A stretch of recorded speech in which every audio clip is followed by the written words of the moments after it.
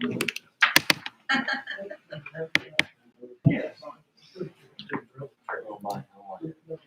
you know what I mean?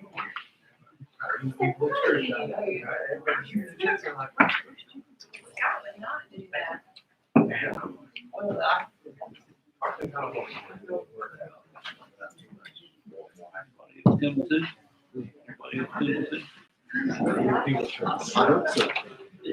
Well, we're gonna start church house.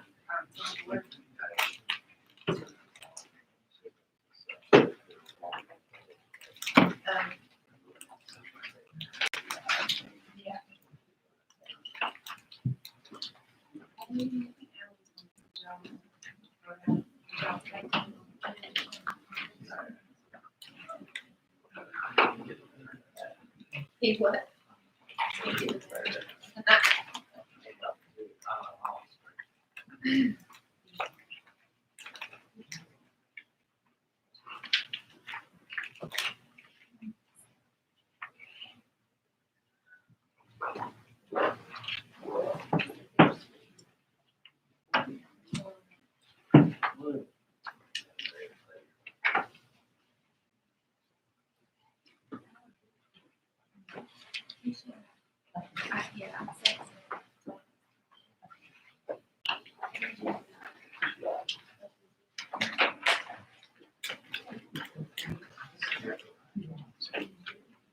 She said, I'm gonna copy these things.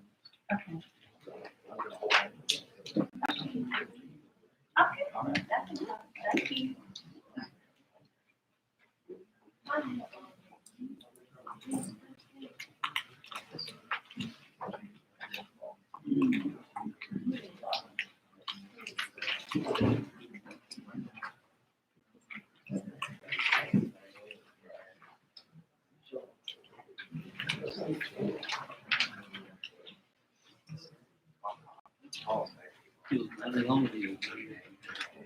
I'm lonely.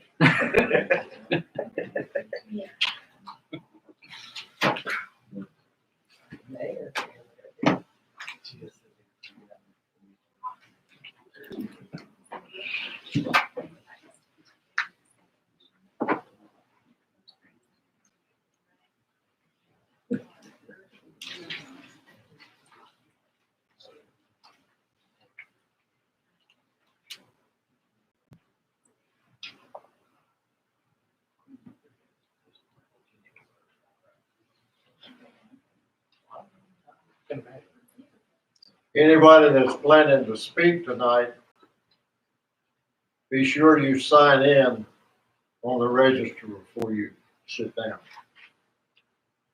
Bring order in the chamber. Let's bow our heads for prayer. Our most precious Heavenly Father, be with us tonight as we do business for the good of our community and for the good of our town. You know what our needs are, and you know what we have on our hearts. But let's always remember that the Lord knows best and that He'll lead us in the direction that we should go. Be with all the people that have gone through the pandemic, and most especially those families that have lost loved ones in the last few days. We have our mayor in Dunn that is having a tough time now. We want to certainly lift him up in prayer tonight. And Lord, lead us and guide us and give us the words that will be pleasing in your sight. In God's name we pray. Amen. Let's stand and pledge allegiance to the flag.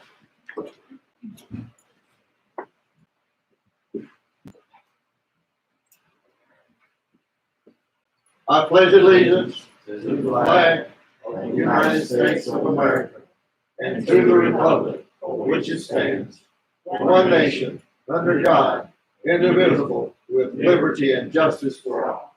You may be seated.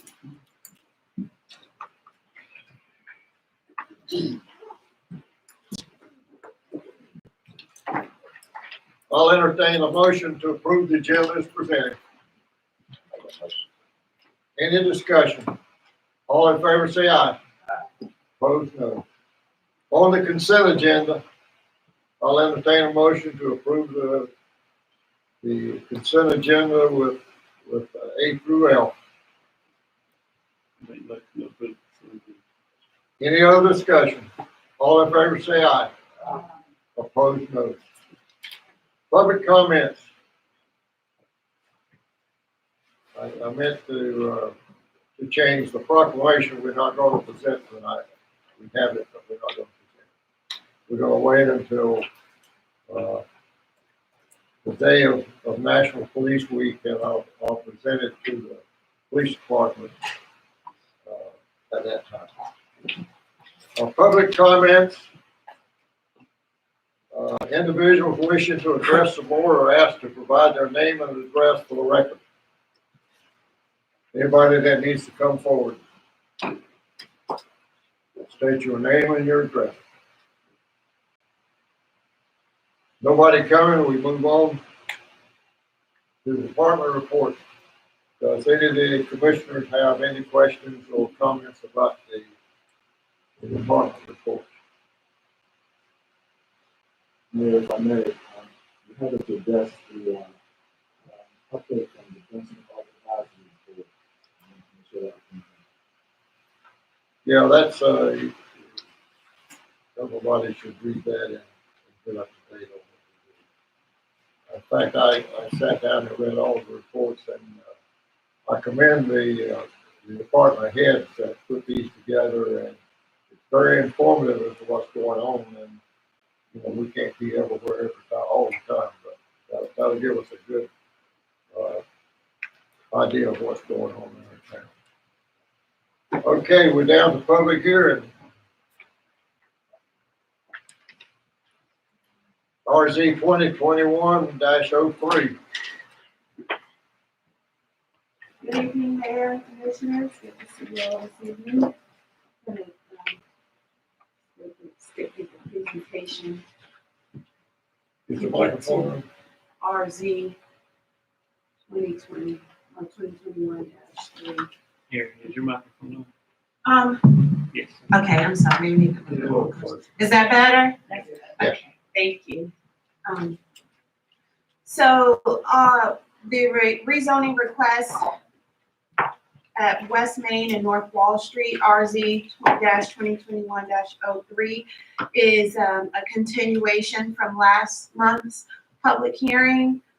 The board requested that the applicant meet with the adjacent property owners to discuss the rezoning and hopefully to come to some sort of agreement about the request. So just as a refresher, I'll just go through it quickly. The applicant, Brandon Gordon, is requesting to rezone 2 lots located at the intersection of West Main and North Wall Street, or US Highway 301. And he is requesting to go from office residential and R6 residential to B2 neighborhood business. Currently, both lots are vacant, open space, unimproved. Both lots total roughly just under an acre for both. You can see just photographs here. This is the intersection. You see the Napa. This is facing US Highway 301. The map to your left is the current zoning map showing that it's currently located zone office residential, and the future land use map indicates that the site is within the activity center for the downtown activity center.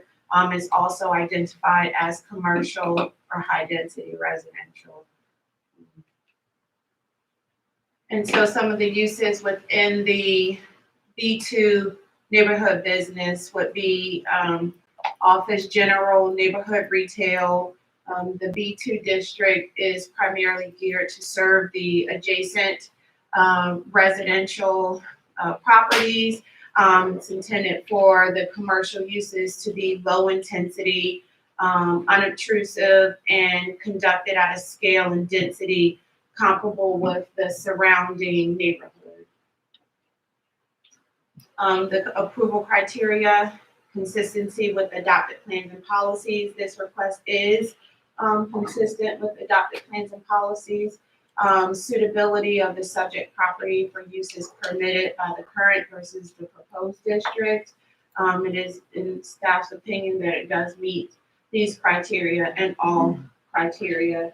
I do have in the staff report just a little more details about that, but it is reasonable that this location is a good location for commercial. The future land use map identifies this area for commercial uses, central business uses, as well as neighborhood business uses.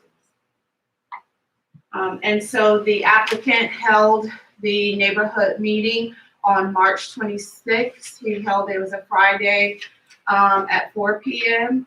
at the site. I attended the meeting. Typically, I do not attend the neighborhood meetings to give the property owners and the applicant a chance to speak without the influence of the town, but I thought it would be prudent to attend just because of the history of this request and the amount of opposition to it.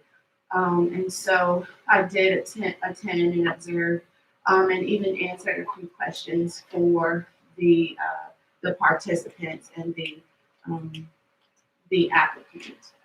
So it was fairly well attended. There was some reservations and from some of the adjacent property owners about the site location and the time. We typically recommend that applicants, when they hold a neighborhood meeting, if it's held during the week, to hold it between no earlier than 6 p.m. But sometimes that's not achievable depending on the applicant's schedule and things like that. So we don't really hold it against them if they don't, but we would like them to capture as many people as they can. And also I received emails that I included in you all's packet from concerned citizens about just the neighborhood meeting and the request in general. So you have that in the packet. If you have any questions, we're more than happy to answer them. Does anybody else, any of the commissioners have questions? Okay, I will open the public hearing, RZ 2021-03. Here are the rules of the road tonight. First of all, you have to be signed in, and I asked the clerk to go get me the list of everybody that signed in. The second thing is there will be no discussion in the audience. No talking back and forth between people that's in the audience. Anybody that's speaking during this public hearing or to be at this podium, at this microphone, where the microphone is. The third thing is you have 3 minutes, and the clerk is going to be keeping up with the time, and when 3 minutes comes, we will let you know.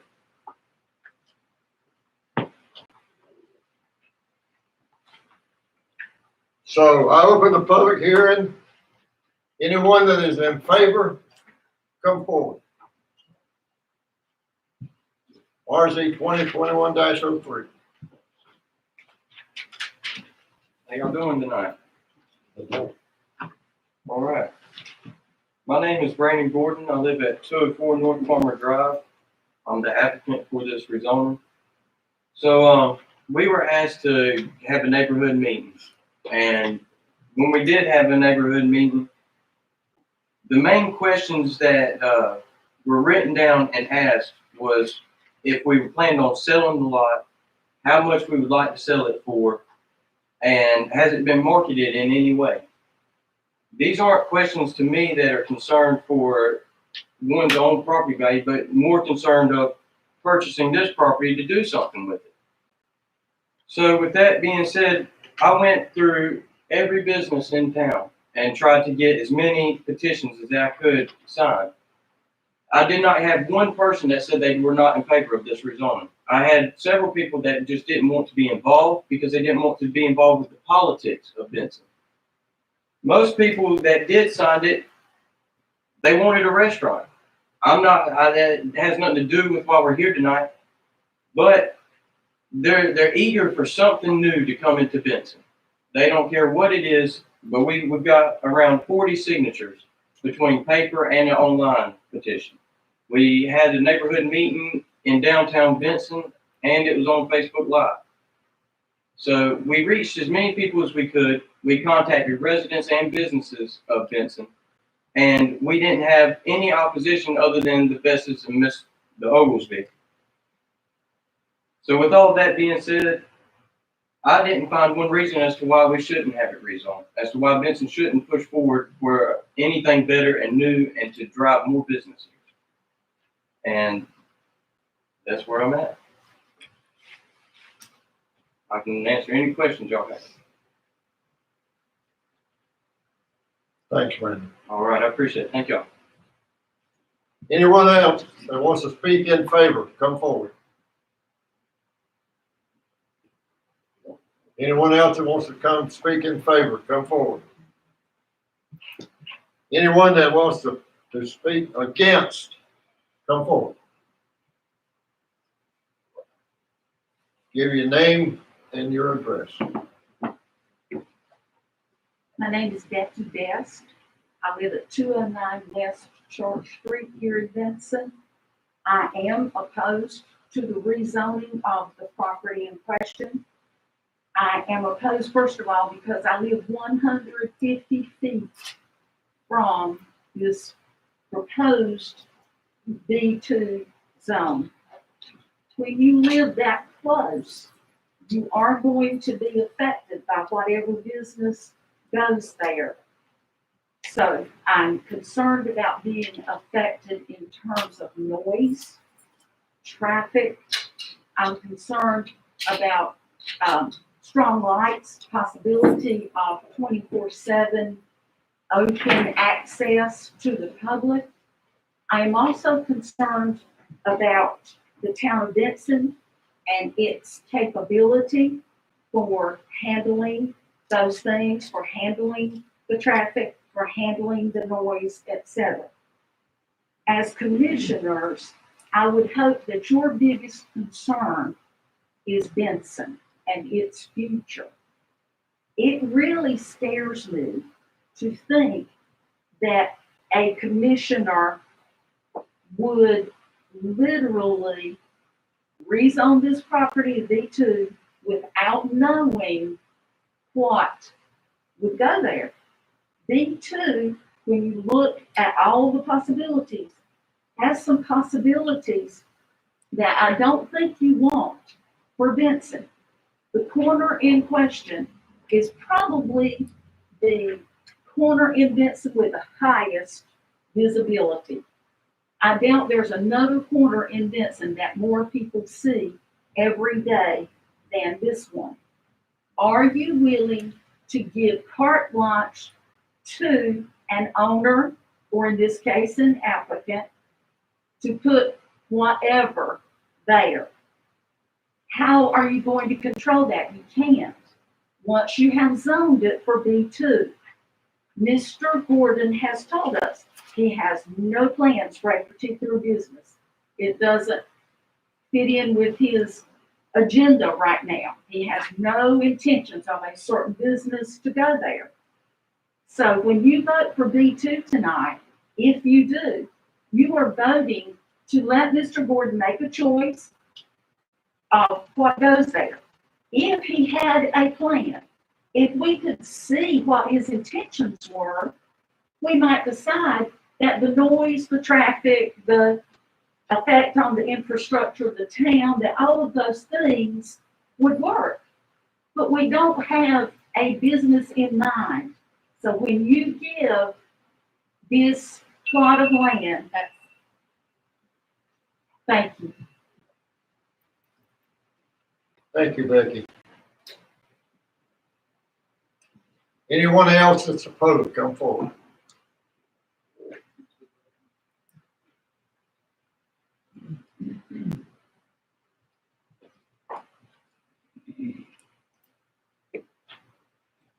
I am Doug Oglesby. I live at 207 West Church Street. And I don't know if you've received copies of them yet, but I sent some things to a planning director today and asked them to be included in the public record. Also emailed them to each one of you, but I'm sure you're busy. You may not have a chance to see your emails yet.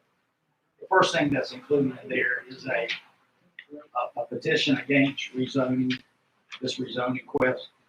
I have 27 signatures here. Most of those signatures are Church Street, Wall Street, Main Street. Most of them on Church and Main.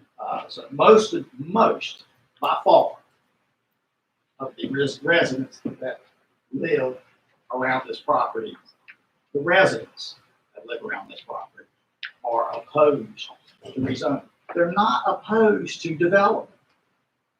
You know, and we discussed that in the neighborhood meeting.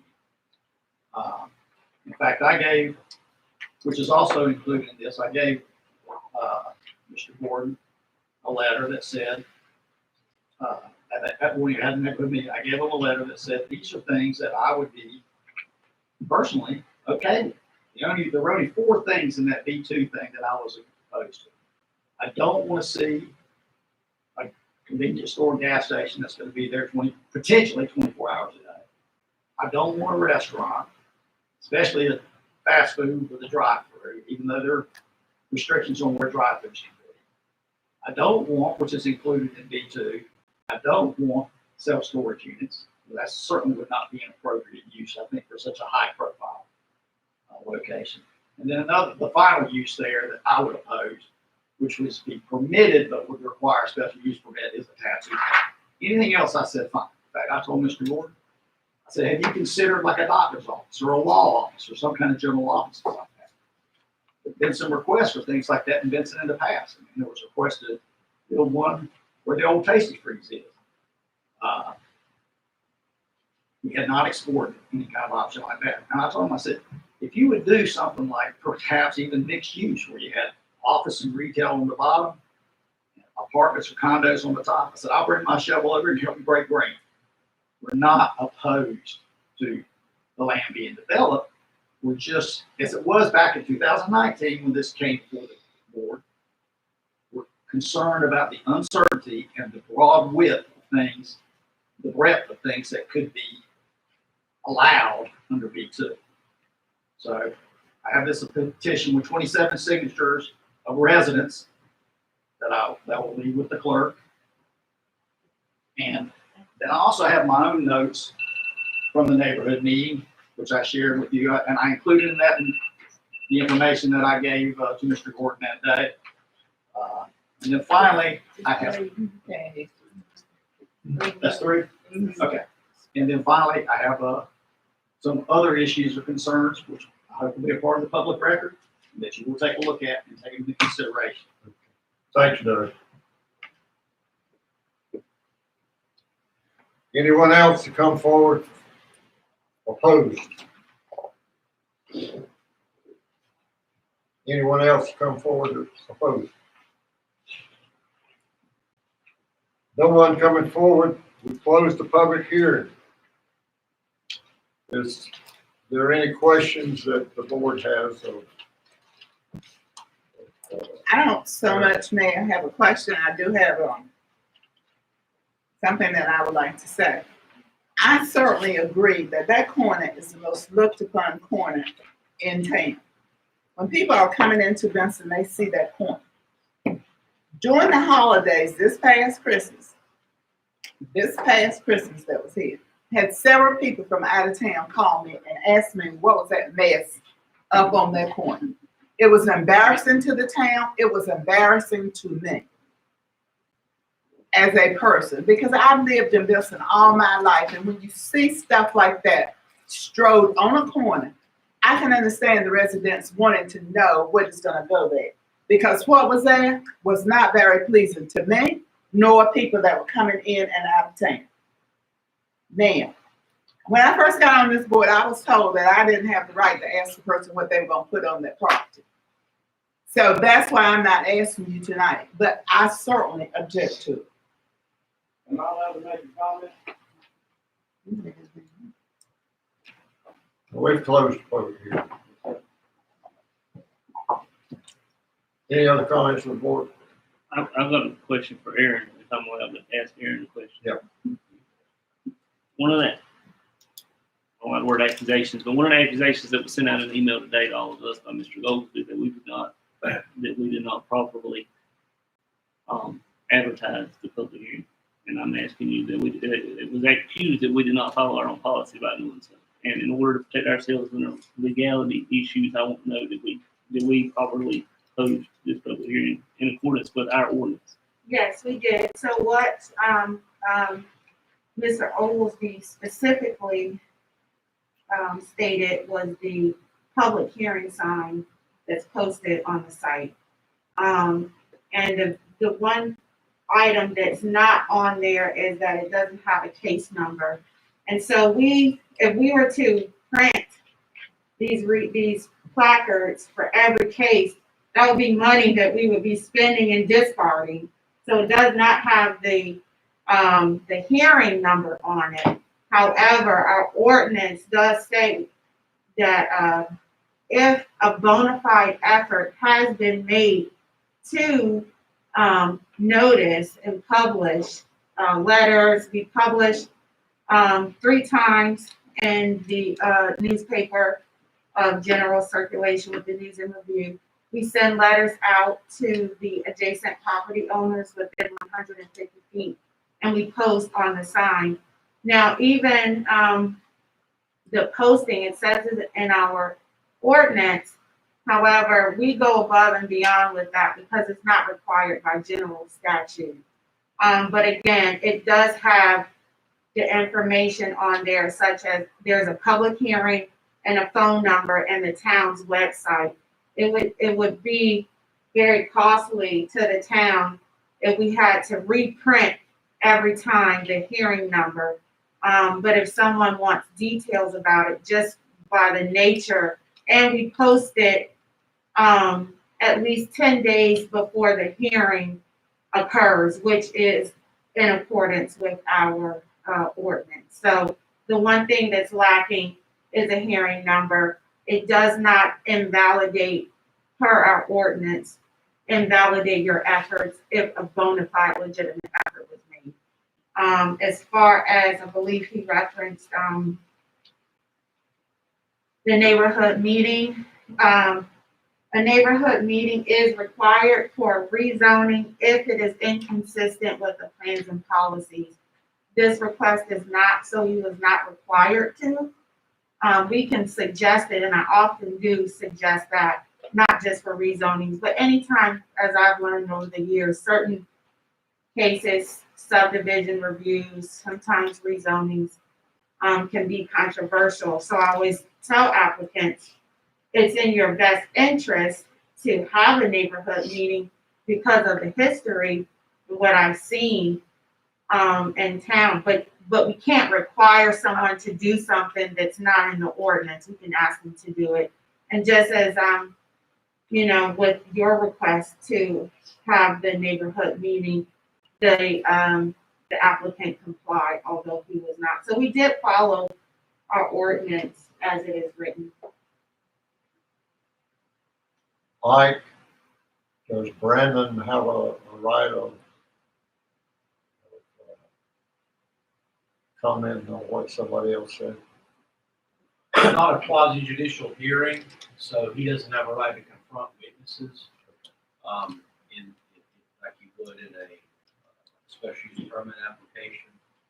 The board can consider any information it wants. He does not have the right to cross-examine witnesses. Okay, I want to make sure I was right.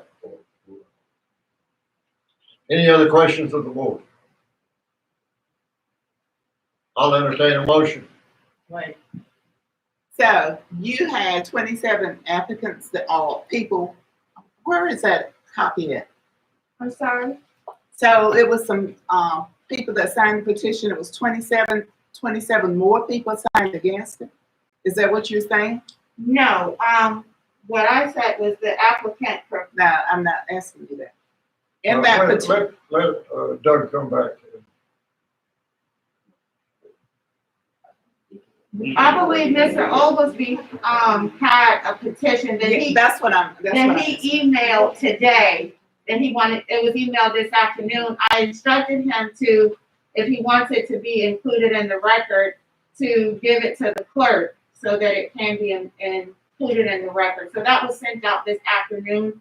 I believe he did, copy, well, I don't know if he copied all board members, but there were the board, and you may not have gotten it. I didn't have time.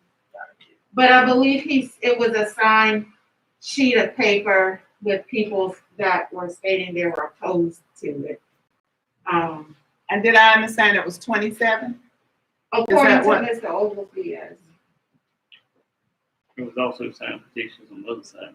Right, and Yeah, he's say about that. 40 that you have. Second. Any other questions? I'll entertain a motion.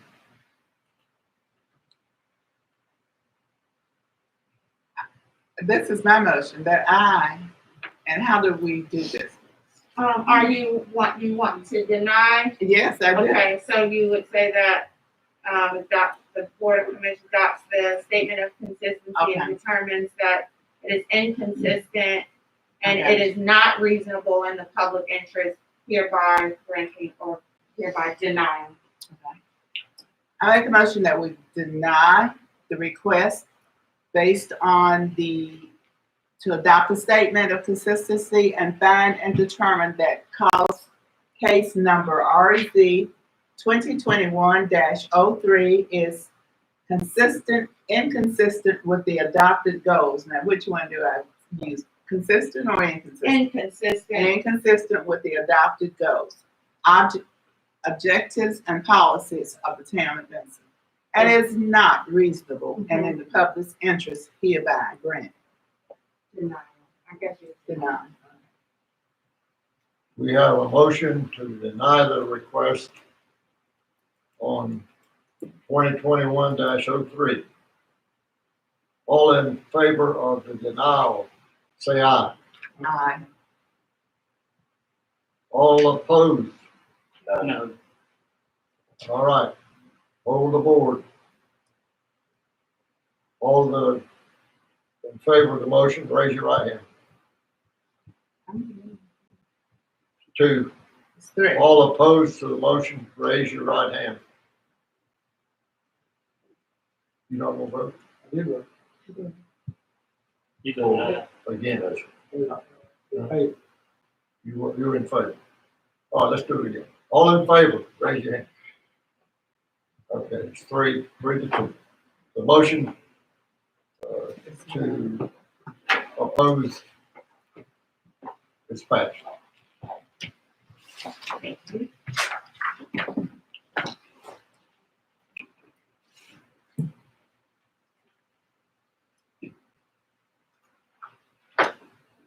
Okay, public hearing, RC 2021-04. Okay, our next rezoning request is located on North Honeycutt Street. And the site is going on, US Highway 301 North. Surrounding area, you can see in the aerial image there, the site is highlighted in purple. And it's adjacent to the Benson Middle School, you see in your left corner there.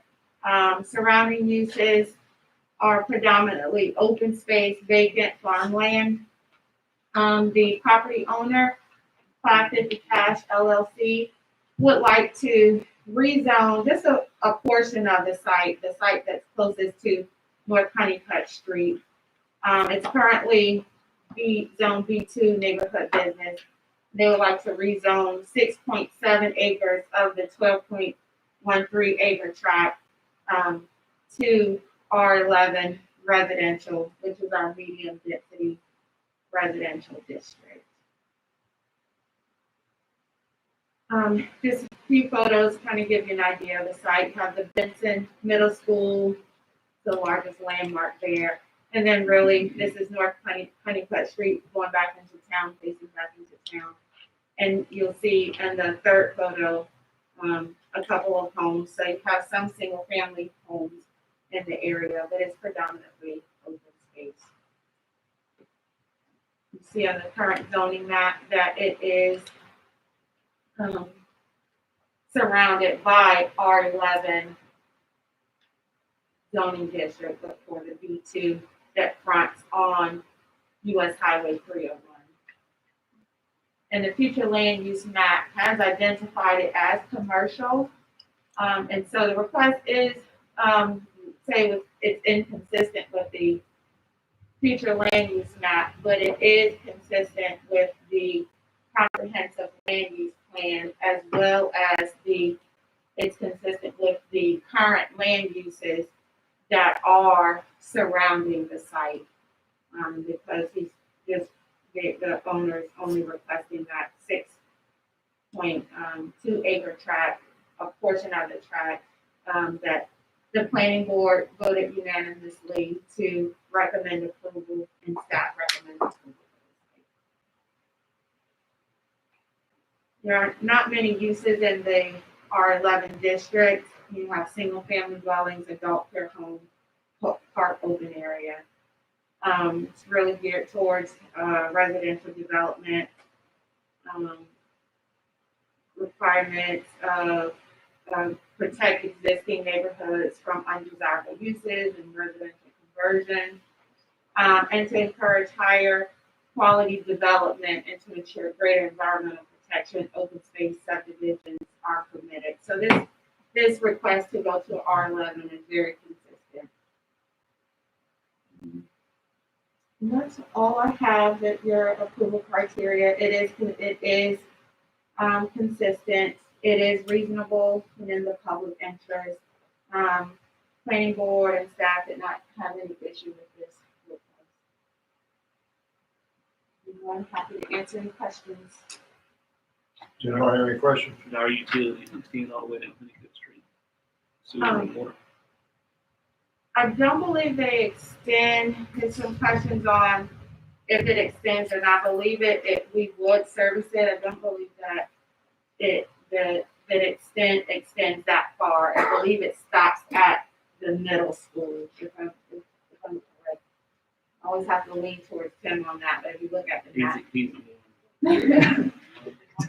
Water and sewer ends at the middle school, right? Yes. Water does not, sewer does. Sewer does, Water okay. continues, on 301, sewer service for that area stops on Honeycutt Street at the, bridge, where it crosses Driving Ranch, and also stops on 301 on the south corner of the sewer property. So if that's the case, who provides the sewage out there? Who would? If it was The government. developer could, potentially extend our sewer system to reach the property they intend to develop, or on-site septic would be.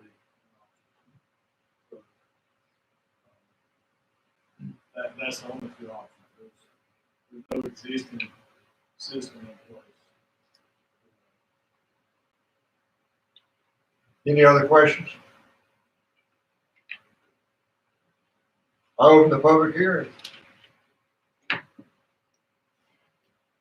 RZ 2021-04. Anyone wants to come and speak in favor, come forward. Give your name and your address. I'm Shannon Hill.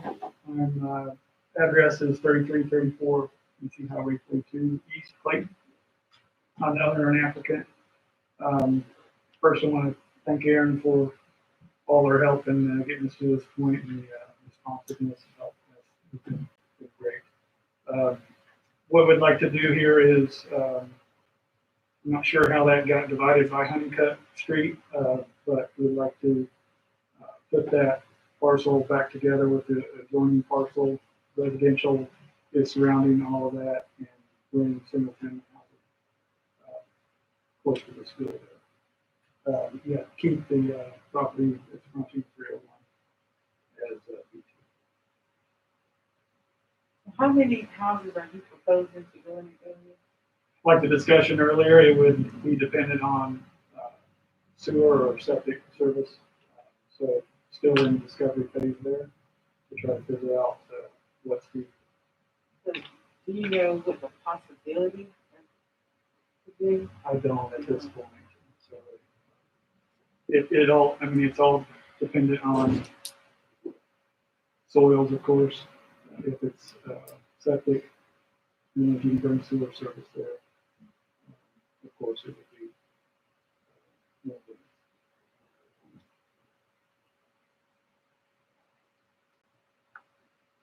Which parcel do you want, the one behind? Yes, the ones behind it, yeah. Yeah, that's our election already, just want to put those two together. Any other questions? So you don't have any idea of how many houses you're talking about. And let me tell you the reason I'm asking this. Because to me, Benson is becoming overpopulated with homes that we are not able to facilitate the needs of what the homes really need. Like the schools are overcrowded right now. From what I'm understanding, the sewage system is not that well, or we are overcrowded with that. So I'm just wondering, where do we stop at, and where do we go from here? That's what I'm trying to find out. I mean, it's too early for me to get a definitive answer there until we can do some more discovery on soils, proximity, and septic. Is there a minimum or max? I mean, I'm not the engineer, so I can't give you a definite. Any other questions? Thanks, sir. Anyone else want to come and speak in favor? If not, anyone that wants to come oppose? Anyone wants to come oppose? We close the public hearing. Any questions from the board?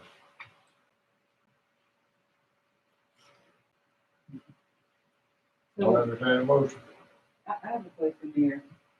So we wouldn't know until that land is actually, is it surveyed or something, Aaron? How would we know the possibility of how many homes could go there? Is it Well, once it's been approved or? so the process for residential subdivision would be a preliminary plat approval. And so you would have essentially the layout, all of the technical reports, engineering, soil tested, so they could see how many potential lots that they could obtain. And it would be pretty at a good point at that stage. So that's when you would look at actually a residential development and you would see how many lots are there. The minimum for R11 zoning district, the minimum lot size is 11,000 square feet. So if you're strictly looking at just these 6 acres, you have to factor in, this is purely hypothetical at this point until the further research and engineer drawings have been done and investigation has been done. Whether sewer, is it feasible for the sewer to extend there, and how many lot sizes, because now you have to think about, curb and gutter, streets, things like that. To give you an idea of a recent subdivision in the corporate limits, you had West Hale Street that was approved in 2019. That parcel was 8 acres, curb and gutter, one street going through, or 2 streets going through that subdivision, and they have 30 lots. So it just depends. If it's going to require septic, of course, you're going to have a larger lot size. I will say that the the owner does own, additional acreage over there. So, you know, and, we'll speak to that, but, you know, that's already zone R11. So if there ever was a residential subdivision, it likely cover more than just those 6 acres. So there are a lot of things to factor in, how large the houses are. It really is.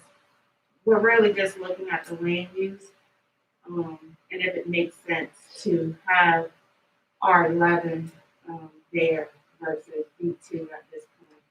And then you would go through the necessary steps of preliminary plat, which is a quasi-judicial evidentiary hearing, findings of facts. You would be able to cross-examine to higher threshold at that point. We don't really have to have or know how many houses he's gonna build on lots as long as he meets R11 at this point. Right. Don't we get a shot at that once he gets his plans laid out and how many houses he's gonna build so forth, and whether it's gonna be sewer or gonna be a septic tank? Right. And it doesn't. You'd be clear then. Right. It doesn't mean that it'll happen tomorrow. The R11, if it is rezoned, then it would stay that way until it was petitioned. So if a development didn't happen, you know, in 5 years, it would still be ready as an R11 zone district to support residential. But our current land use plan has that slated. The current one, not the one we're fixing to update, but the current one has that slated as commercial right now. Yes, and the future land use map, and I believe it's because this parcel, I don't know why North Honeycutt Street, you know, splits it, but that fronting, 6 acres or so, fronts on 301, and so it makes sense, you know, for, commercial. We do have B2 fronting 301. So because this parcel is technically one parcel, it's going to show that it's B2. If I can answer this, you don't have to answer it again.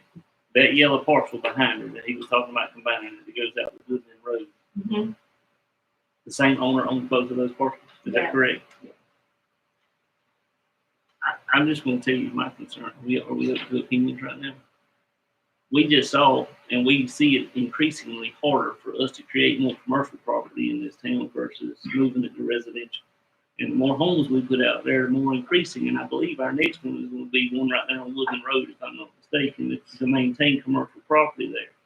And I don't know if you would be open to this. I'm not trying to shoot you down, but if you've already got one commercial, why couldn't we flip that other one instead of flipping a residential, flip them both to commercial, and then be able to service them as a community versus building with rooftops? Because rooftops don't do this town any good.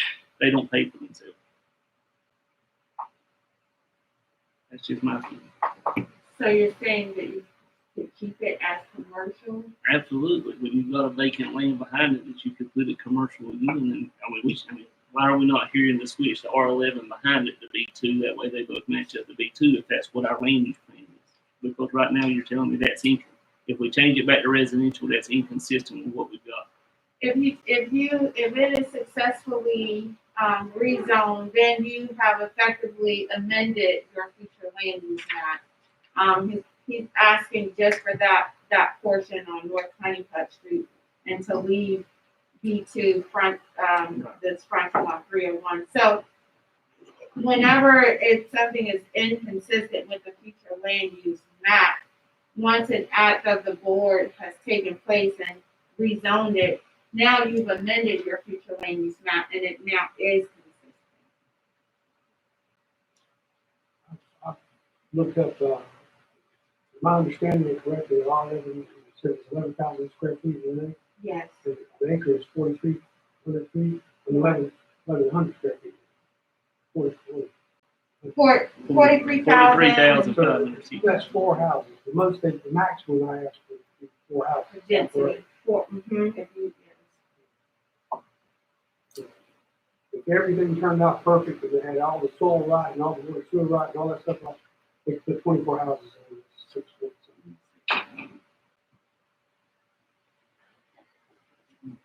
Any other questions? I'll entertain a motion. I make the motion that it's inconsistent with our current land use plan. I recommend denial. Who would be inconsistent? I don't have a word with it. All I- There's a motion to deny. Any other discussion? All in favor of the motion, say aye. Opposed, no. Ayes have it. Denied.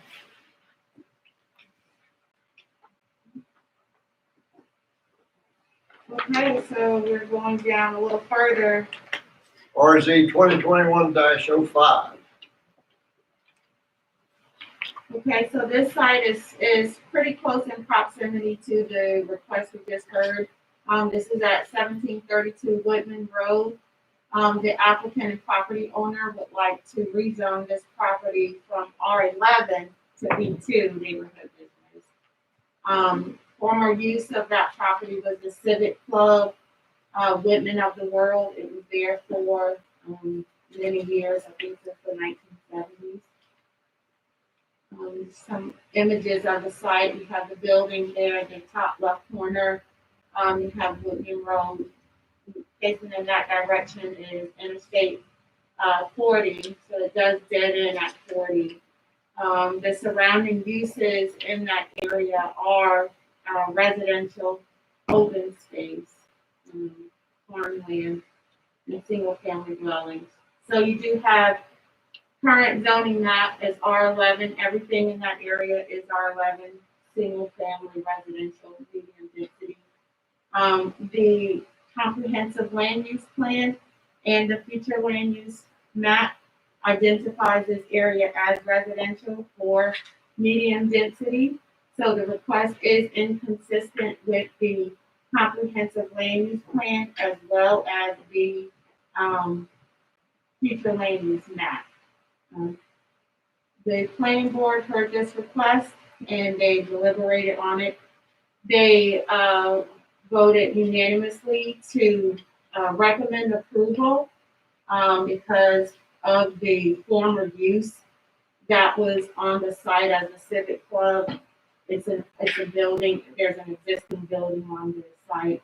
However, I did not recommend this request because it is inconsistent. You would have commercial on a residential street surrounded by residential uses. So it would be a case for small scale zoning, spot zoning, which is not illegal in North Carolina, but to have residential that close to a commercial use on a residential street, I did not recommend it, but the planning board did recommend it. And if it goes, some of the uses that are allowed, this is a general rezoning, so you want to consider all the uses, not just one particular use. Upper story residential, boarding house, neighborhood service, restaurant, gas station with convenience. Again, neighborhood business is intended to service surrounding residential. It's intended for a small scale, low intensity commercial uses that would be unobtrusive to the neighborhood, relatively low demand on public services, and transportation and utilities. This site is serviced by well, and septic. Any questions? Yep.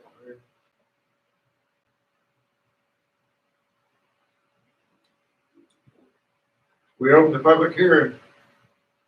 RZ 2021-05. Anyone in favor, come forward. Give your name and address. My name is Michael Collins. I reside at 8933 Highway 301 South out of Four Oaks. I am the advocate of the owner of the new property on Whitman Road.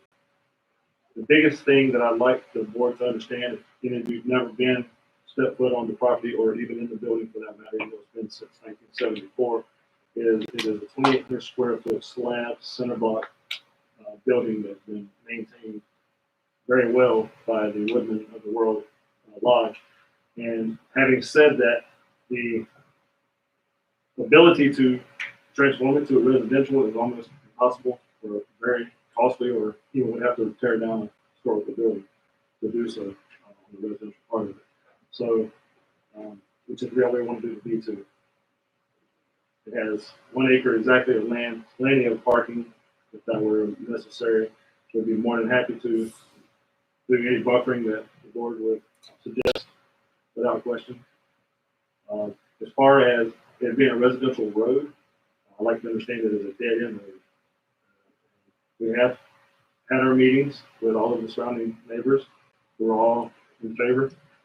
No proposals of that nature, so that's why we're here today. I can answer any questions in reference to that. Anybody have any questions? Thanks a lot. Anybody else in favor of coming and speak in favor? No one coming forth? Anybody that wants to come and speak against, come forward. Anyone that wants to come and speak against, come forward. No one comes forward, I close the public hearing. The discussion with the board. I got another question for Aaron. I'm gonna make her stand up one more time. I'm sorry. Considering that it was used as a civic club for that many years, and I'm assuming it's been vacated for some time now by living in the world, if the owner wanted to use it for the same thing, would it now be an inconsistent use? Yes.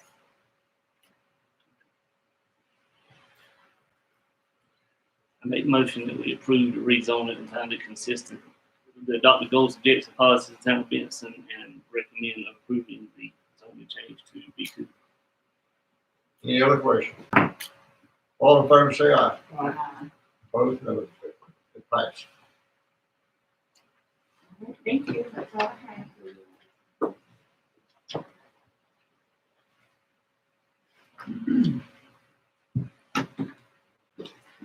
Getting into old business, update the town property for sale. So, Kimberly,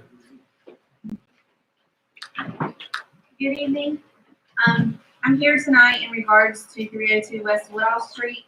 On February 16th, we put it out for real property sale.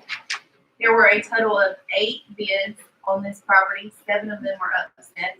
The most recent bid was March 26th, and as of April 5th at 5 o'clock, there was no upset bid. So staff is recommending that we sell 302 West Woodall Street to Anchor Investment Properties in the amount of $45,000. And if you recall, the tax value on this property was $23,130. any questions for Kim? And they'll have 30 days to close. I'll entertain a motion to approve. I'll make a motion to approve. Any other discussion? All in favor say aye. Aye. Opposed, no. Thank y'all. Okay, the budget. Red Nelson. Thank you, Mayor, Commissioners. I want to draw your attention to the memo that you have in front of you from my desk, indicating budget notes for fiscal year 2021 through 22. And this memo indicates to you that when the fire chief and I came to last meeting that we discussed the budget, we directed to get a board directive on a couple of items. One of those items from my desk was the general fund recommendation of increasing the tax rate to 1 penny back to 54 cents based on our general need to support our general fund activities. So you see there, general fund revenue, our revenue from property tax at the 54 cent rate would be $1,790,000. $196,623. And that would be spread across general fund at the $893,000 level we see there. Also, the fire department, library, and parks department. With that, you would find that we would certainly be able to meet some of our goals during the next year as we continue to come forward and update our budget that you have in front of you there. We talked very briefly last time about increasing back to 54 cents. I'm coming back today to get your directive or consensus for us to plan in that regard. So, Mr. Nelson, you saying that you're proposing increasing it by how much? 1 cent. 1 cent. I don't think that's unreasonable. I got a question on the back of the sheet. It says, Benson, is this with the fire department? Yes, that's a different. So that's a different request.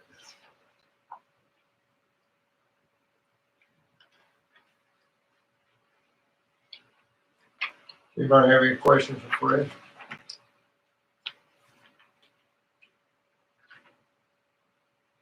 Salary studies that are currently going on within the department, this 1 cent will be enough to cover. We'll cover some.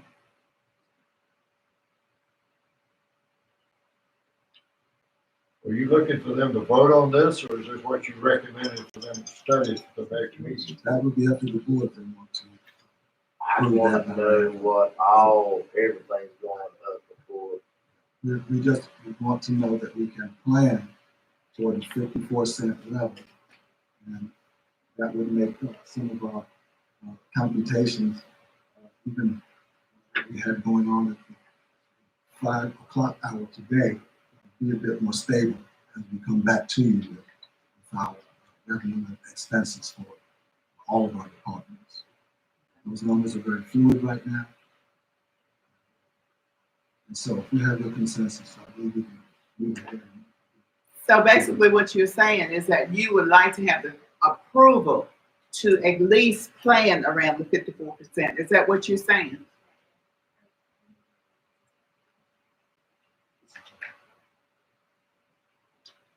It's just for the general fund. If you're just looking for opinion, based on what we talked about at the board retreat, I don't think it's a matter of if we raise the tax rate. I think it's a matter about how much. So, this is already the way that I'm thinking. At least it's 1 6. Is that what if that's what you're looking for?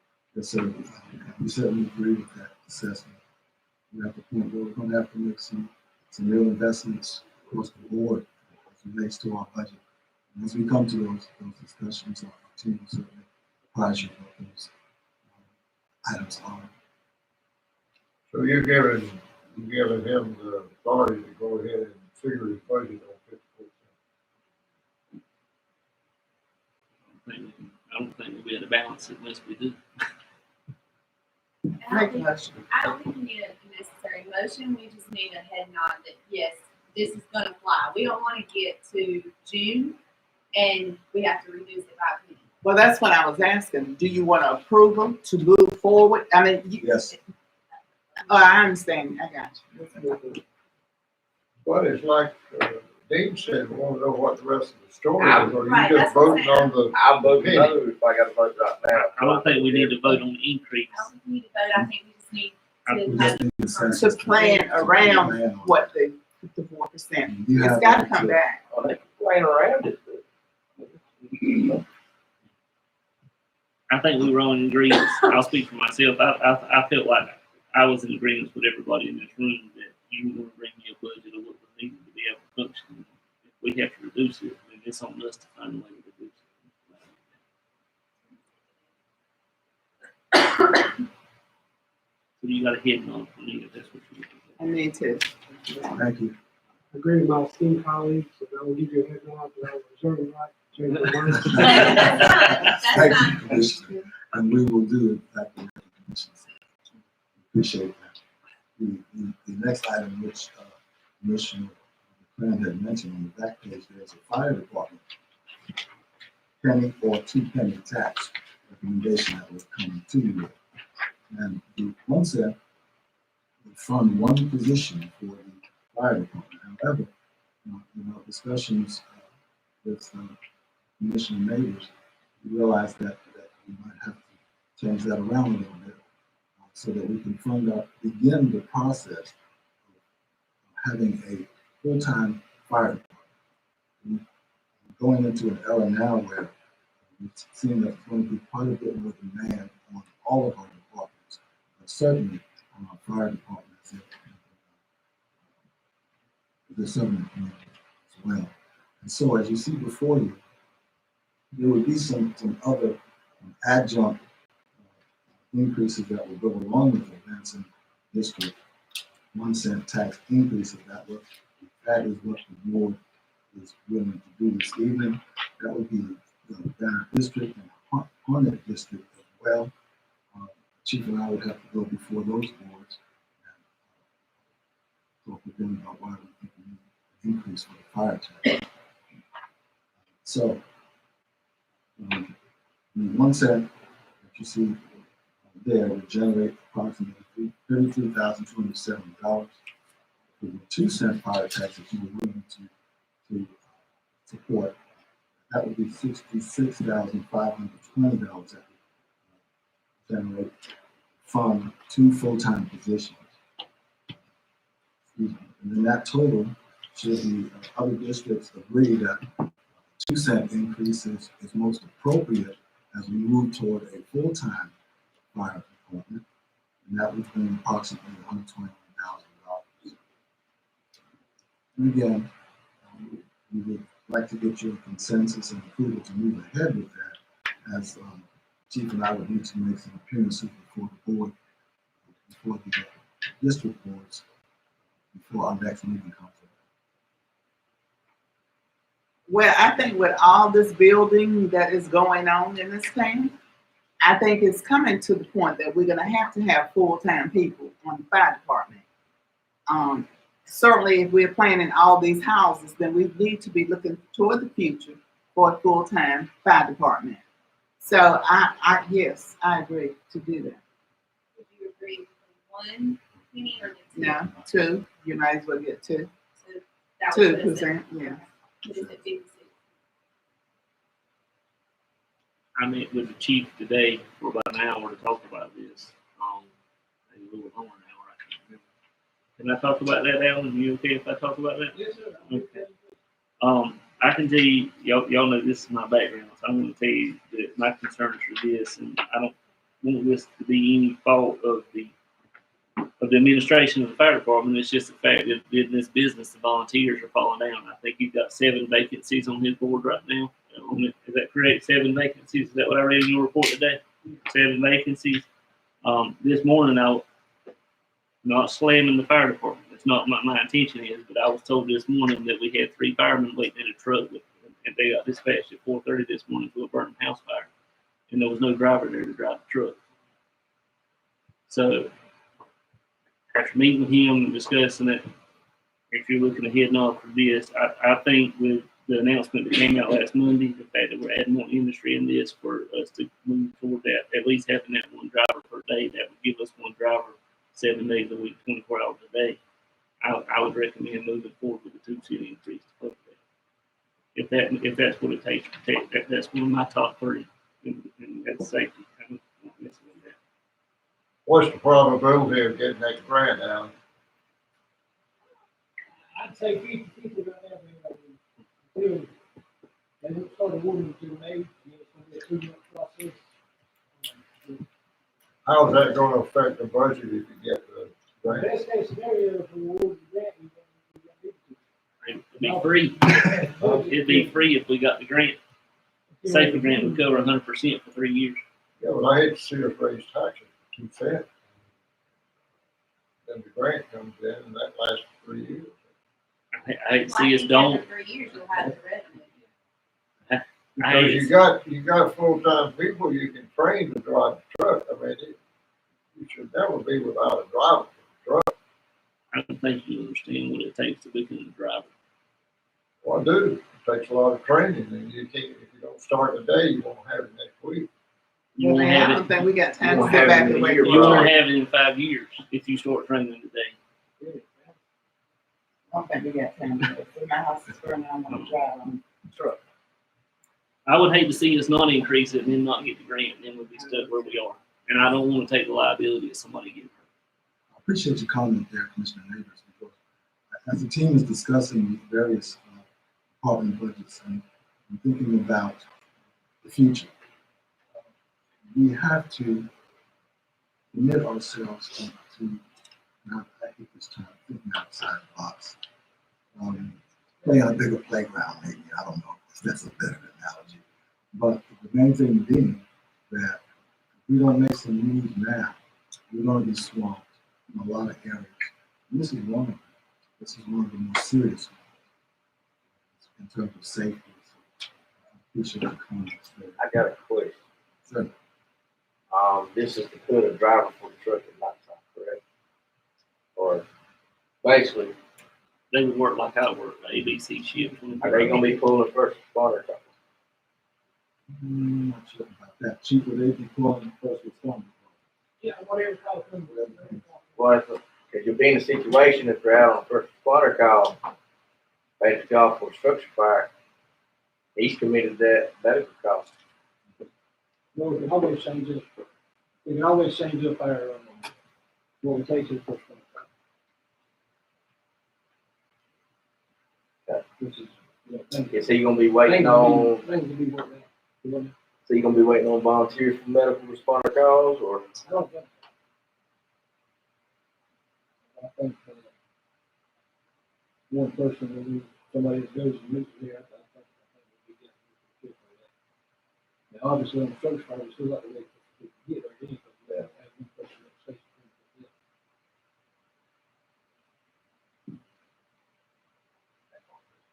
When's the ISO rate? June 28th. How do you think this would help us if we went full time with the ISO rate?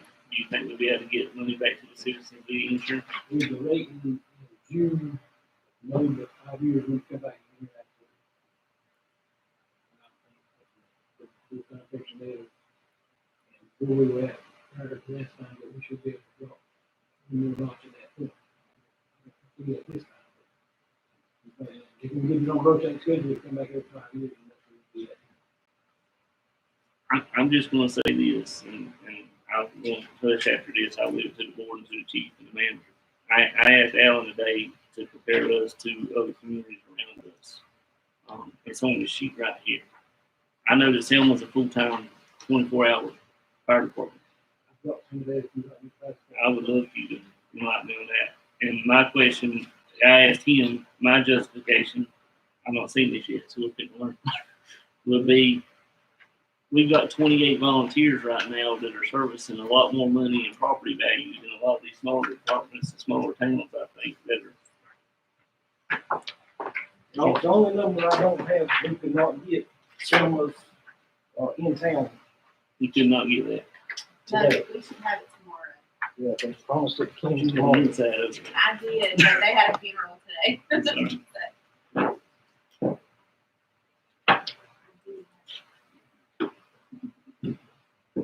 How many staff do they have at Selma? Do we know that? I know when I was there, they had 3, but I think We're supposed to- How many staff?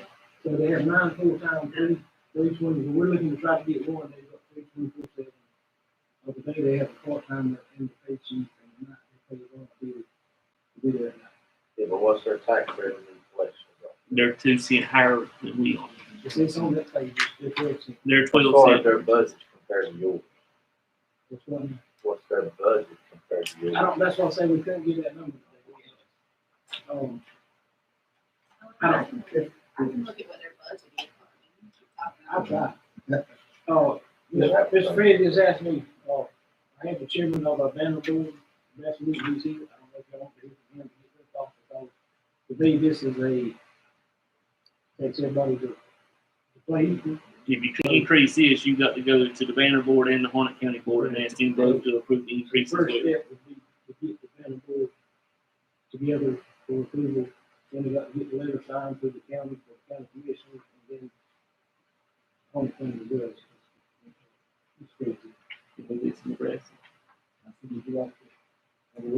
that, For old time's sake. for old time's sake. I don't know if I want to hear from him or not. Oh, Braxton, you know you wear, man. He's one of those county people now. Just for the record, Braxton, so I will not speak for the rest, for the remaining membership of the contact, so that contact. However, I will say that for a number of years, and I would say going back a decade now, this fire department has provided an excellent level of service. And as we've seen Benson grow, and as we've seen the demands of this department grow, they have continued that level of service. I think a tax increase, even at 2 cents at this time, is a small price to pay in order to ensure we maintain that level of service. Public safety should be our first and primary responsibility. So with that said, if you do the math, Commissioner Neighbors is a numbers person, so to do the math, that impact on a $200,000 profit tax is at 2 cents, it's $40 a year. That's cheap insurance, if you ask me. It's extremely cheap insurance. You don't want to be left in a situation where you have a truck sitting in the bay unable to leave the station because you don't have an engineer to stay. Or they let that come to allow that truck to go. Puts lives, puts property in there. That's not something I personally can live with. To me, and I know I can't speak for everybody, but to me, once again, that is a very small price to pay.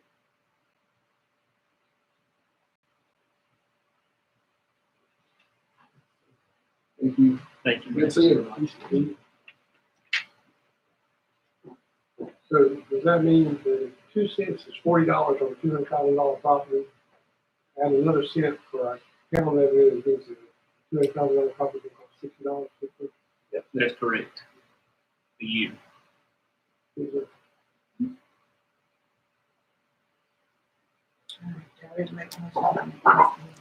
you looking for a motion tonight? Whatever, just to confirm that we can move. So we can go to the other boards. I'm okay with the 2 cent increase to get a full-time fire department. I'm good. Thank you. Thank you. Thank you all. Well, just.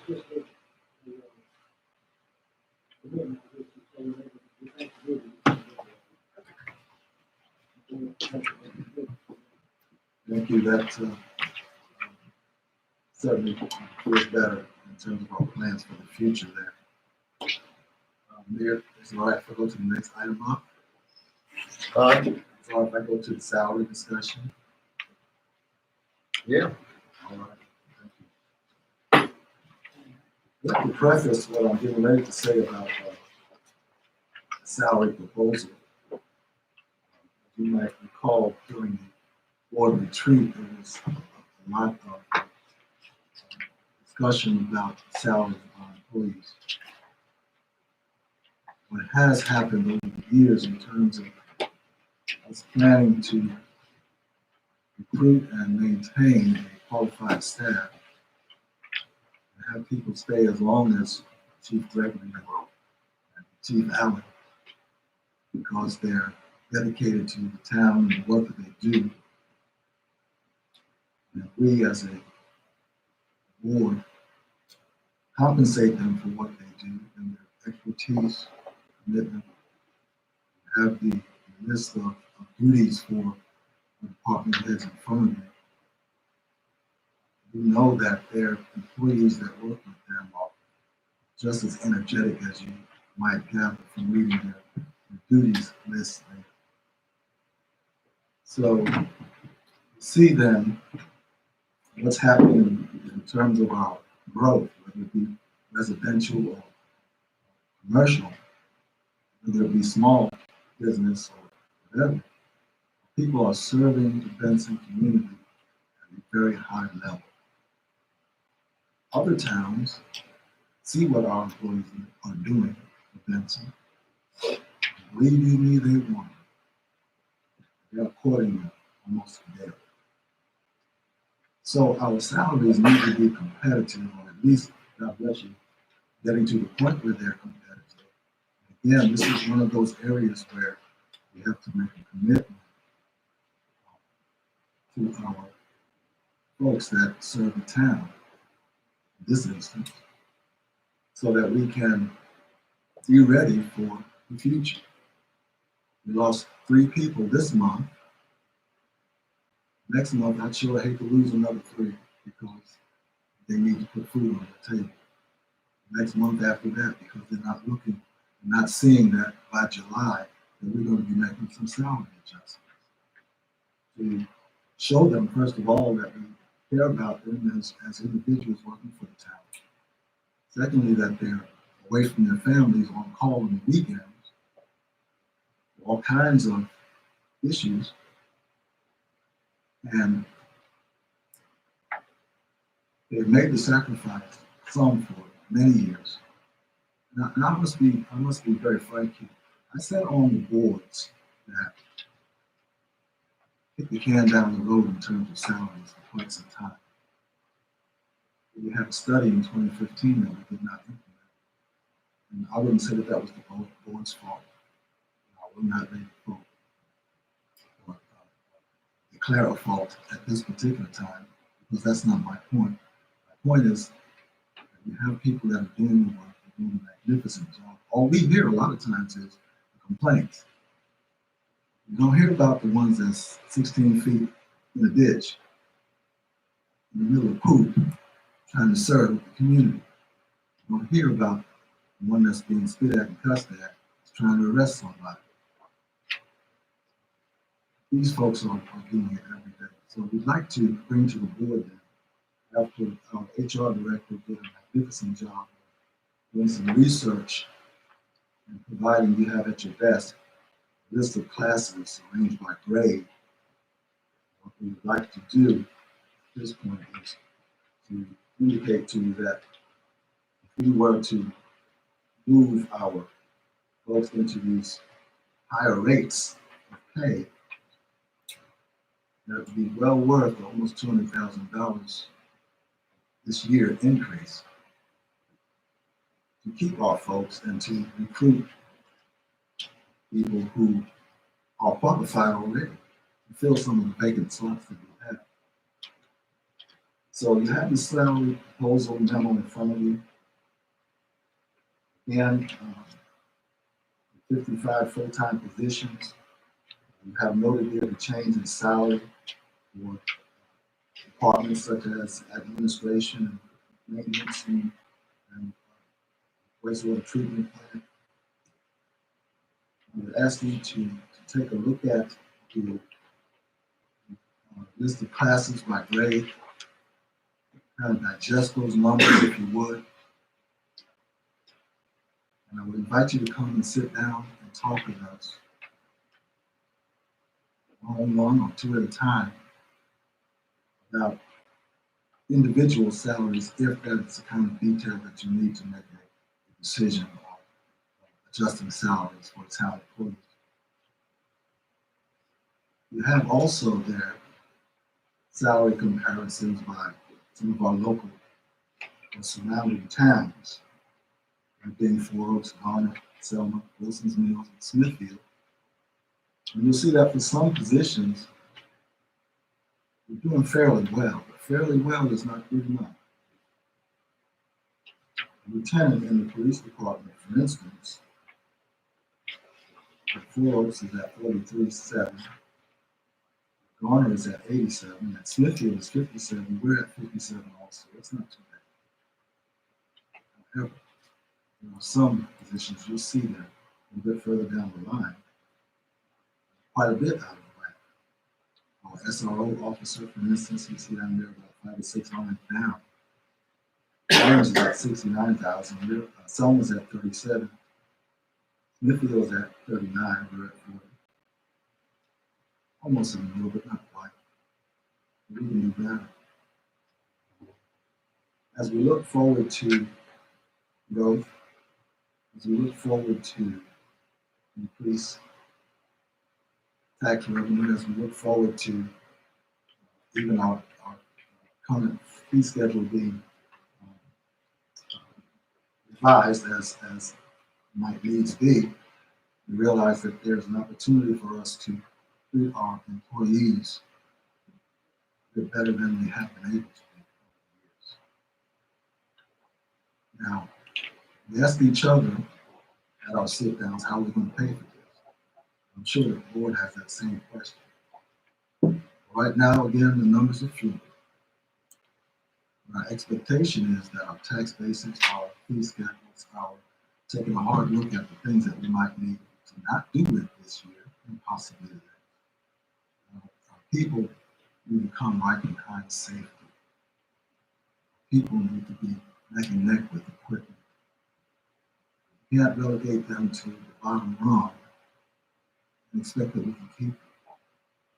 So I advocate very strongly for us to sit down outside of this thing and go over those figures. If you're amenable to doing that. And I think you'll agree that it's time.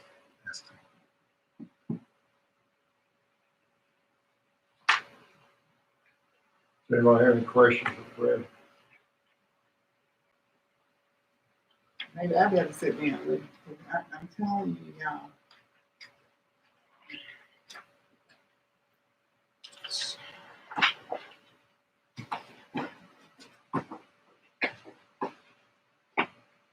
I would love to see every employee at this town make top salary, but it is not happening. And I know everybody else sitting here would. But at the same time, you know, I just need to see. I need to see. I look forward to talking with you. Thank you.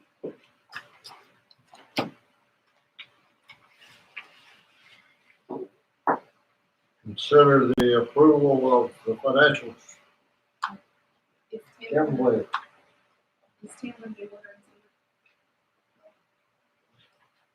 some? That's up to them. Water and sewer. Water and sewer. Well, I thought you'd already done the salary. Sewer. On the water and sewer department. Come on,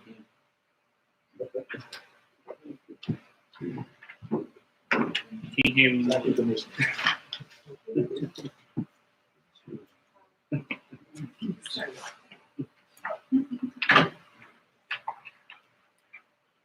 You got a PowerPoint, there's a dollar change.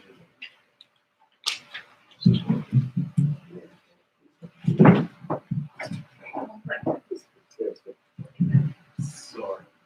You said that I was going to do a switch over. Generally, the sections of the budget that I hold some responsibility in are in two different sections of the budget. Fund 10, general fund, is where you find the streets, stormwater, garbage, lawnmower.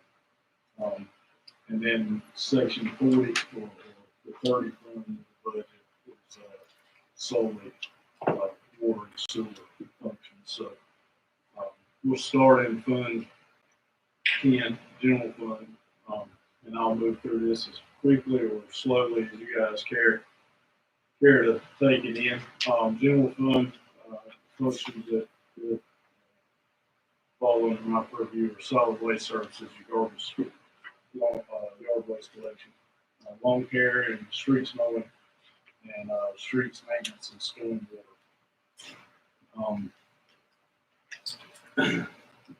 From a solid waste services standpoint, we moving forward with our current services, the contract with GFL would go to 2256, and then from there to 2324.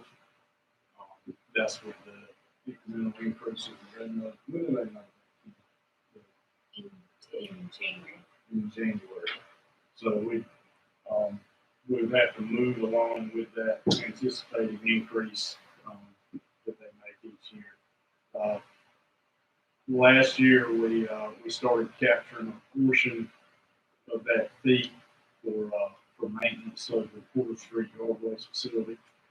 Um, If you recall, we allowed for GFL to dump yard waste cans in our Porter Street facility, which helped keep the costs down on that side of the house. But obviously, we had the burden of managing that material coming under our permitted facility. So we tried to capture the costs of the monies that we did. You see up there in red, backyard service. This is in response to some concerns regarding a lot of carts being left in the streets.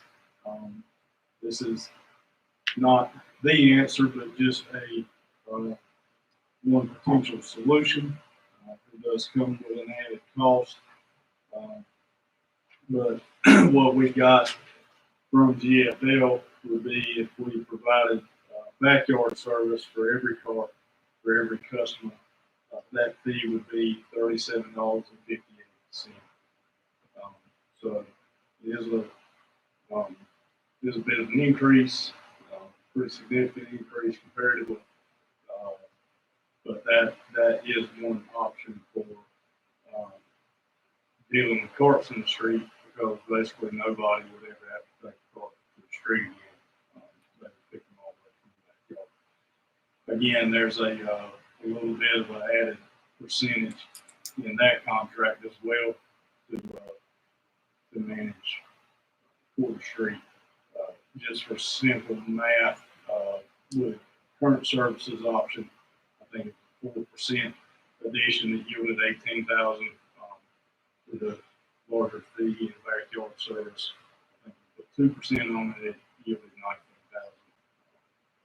Just keep in mind, managing Porter Street on average is about $20,000 a year. So those fees are needed. Also, you'll see line items for landfill gate fees. That's the random stuff that we have to get rid of from time to time that won't go in the cart, won't fit in the dumpster. Occasionally, we have to send the truck to a landfill. The tip and recycling program, for the most part, goes towards purchasing some additional recycling. Tim, let me back up this. Yes, sir. On the Porter Street Yard Waste Facility, we pick up on Monday sticks and stuff. Is that what you're talking about here? That is Porter Street collects what we pick up on Mondays, as well as all of the green carts that GFL collects. They put them into a compactor truck and it comes to our Porter Street facility. Well, I see a bunch of stuff on the streets now. Is that getting ready for next Monday, or spring cleanup is Monday? Generally, we don't pick up. We did get around and pick up just a little bit of stuff that was in a bad situation, kind of in the road, in the curb and gutter, stuff like that. We ran around and picked a little bit of stuff up this week. Spring cleanup starts next Monday. Generally, we do not pick up the week before spring cleanup. Then you have the week of spring cleanup, followed with a quick sweep of town the following week. So spring cleanup essentially lasts for 2 weeks, and then we take a week off following that. So it gives us the ability to sort of budget and account for basically spring cleanup, fall cleanup. That's 10 weeks off. So that's, instead of 52 weeks a year, that truck runs 42 weeks. I got a question. Yes, sir. Is it possible to have certain people do the curbside and certain people do the backyard? Did you pay? We currently offer that. Yes, sir. What is the rate on it?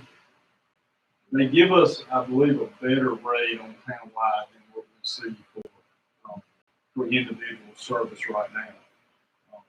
I guess they apply a little bit. I think the complaints that we're getting about the cans are the same people over and over and over again. Do we have a fee structure in our rates that we charge them if they fail to meet that ordinance and fail to meet those cans?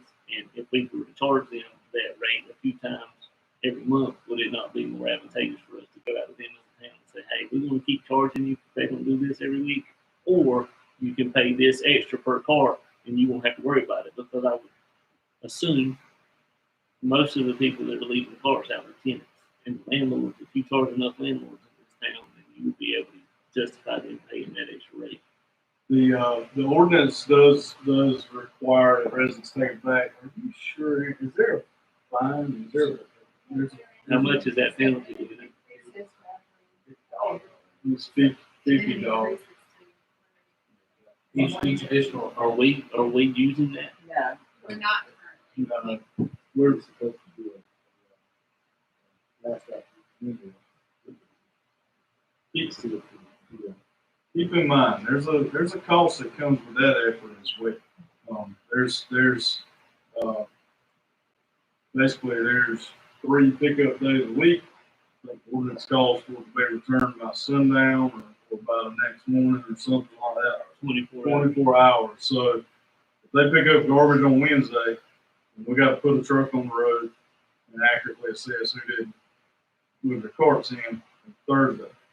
They pick up the other part of town on Thursday, then we got to put a truck on the road on Friday. What if you put a truck in the road every Friday evening, and I would bet if the cart was left out on Tuesday, it would still be on Friday, and you just do a sweep through town once a week, and just time it where that one trip would cover all 3 of your trash days.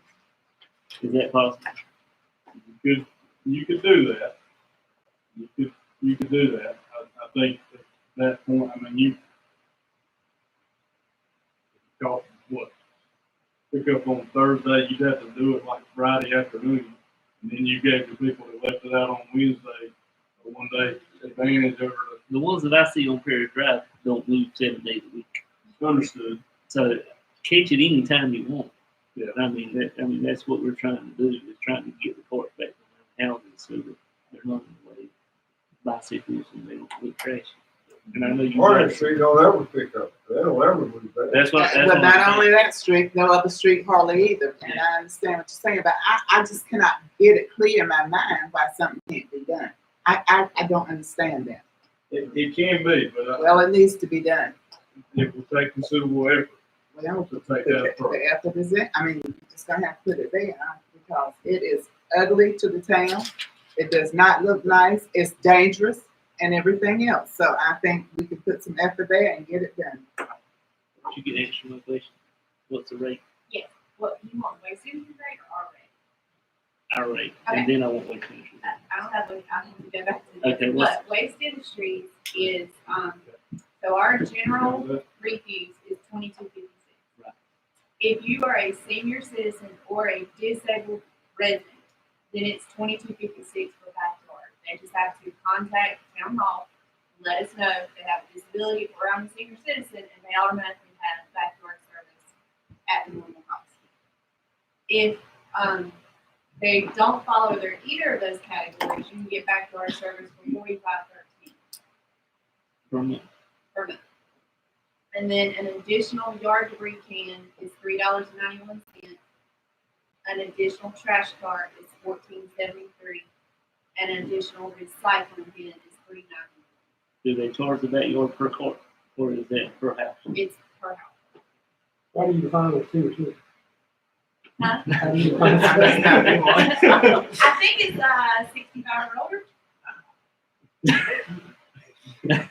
And we have if they're a customer, we have their driver's license, we can confirm everything. That 3758, if we are majority senior citizens and they can get it for free, does that 3758 only apply to the people that are non-senior citizens?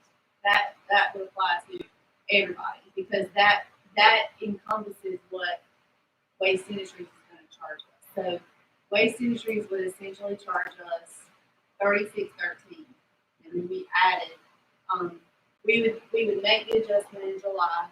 We added 4% for Porter Street.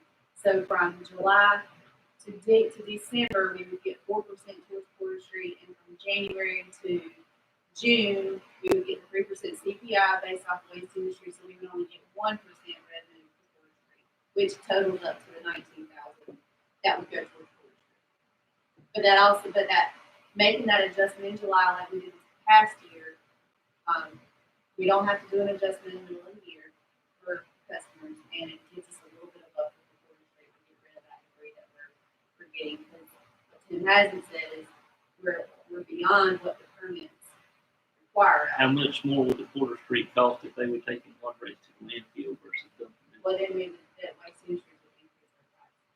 Do we know what that increase would be? We do not know. That was negotiated, that was negotiated by Matt, before Matt left. We don't know what the either or option was. And I know when that was negotiated, it did drop the price for the customers considerably. No, that main thing, we kept it from going up. It didn't drop it. No, it did not drop. No. But it held the anticipated increase. There's a brief pause. I want to mention, confirm before I actually mention, that we'll be doing a notification campaign that they will start getting fined with citation. At least until, and unless we find that there's different pickups. So, they should see that in the next newsletter. Along with that notification, understanding is that our social media carries some. Mr. Mullins, clarification. So, if I'm a senior citizen, age 63 and older, and they, all right.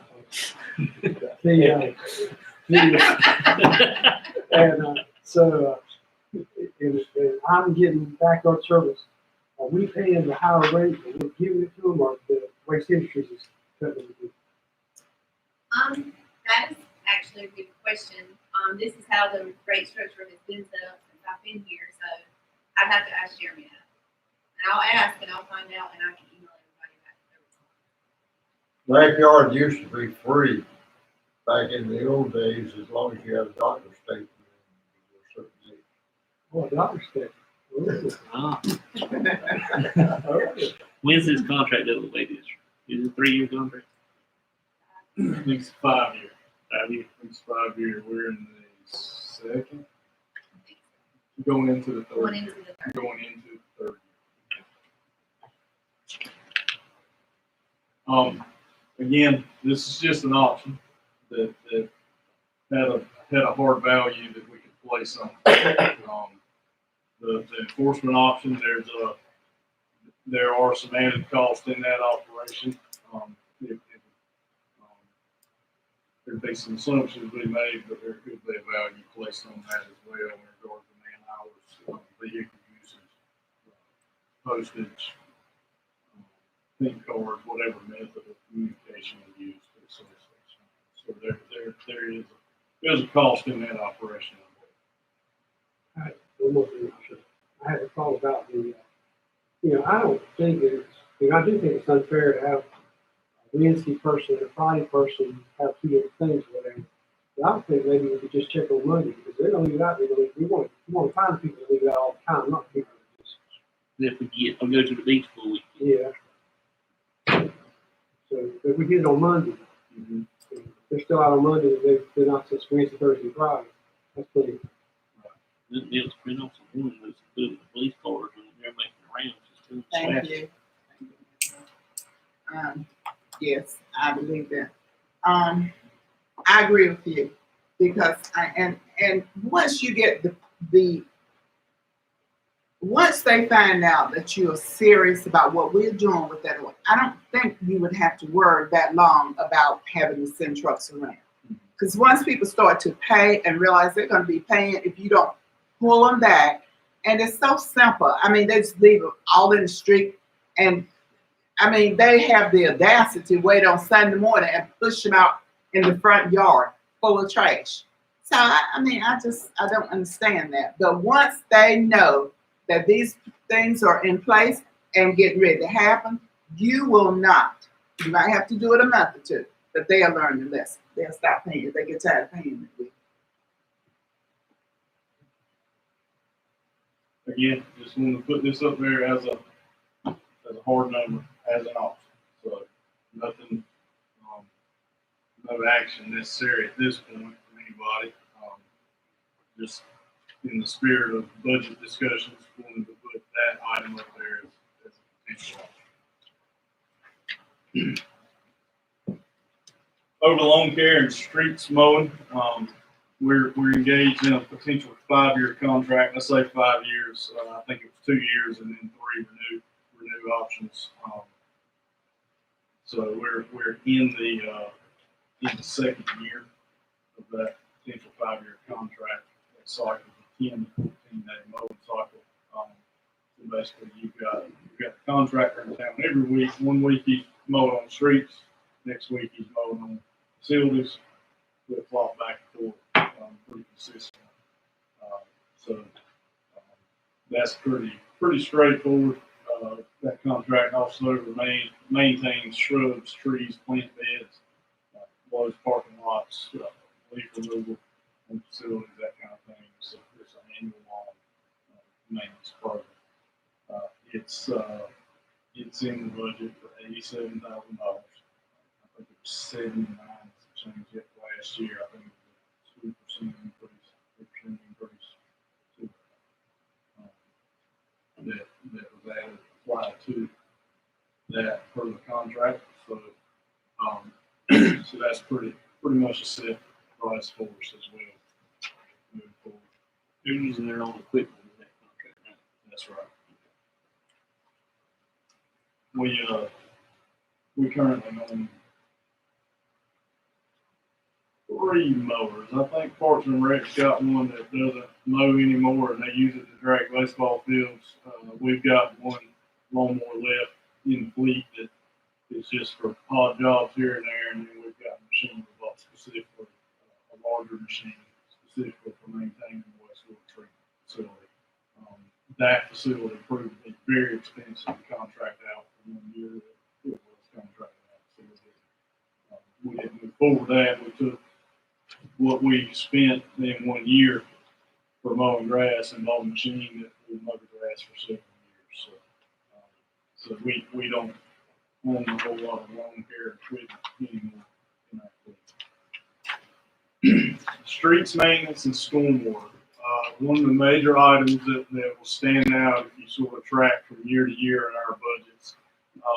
Historically, we have paid salaries for public works solely out of the 30 fund, out of the water sewer enterprise fund. But if you think about it, the guys in public works, guys that are stationed down at the end of North Market Street, they have 3 significant functions aside from the ancillary items that pop up from time to time. They handle sewer collections, water distribution, and streets. So in the spirit of that, we've proposed in the budget that we move 1/3 of the public works salaries into the 10 fund, because roughly 1/3 of their year of work is applied to streets and stormwater efforts. So you'll see a line item for $111,386. So that's covering those 1/3 of those salaries in the general fund. Resurfacing. A couple of years ago, there was a commitment from the board to approach a biennial resurfacing program. Last year, or in this current budget, there was a commitment to move $150,000 out of fund balance into a project for paving. We've sat on that through pandemic scares and things like that. I understand Kim was sort of directed to sort of not encumber that money as of yet, so we knew where we stood fiscally. But if we want to continue to move forward with that, we need to encumber those monies in current year budget, as well as commit $150,000 in the upcoming budget, coupled with 2 years of Powell bill funds. That would give us roughly $500,000 to commit to this upcoming resurfacing contract that would be probably accomplished sometime around November of this year. Power bill still at 105,000. It's actually a little bit less. I think it's like 102.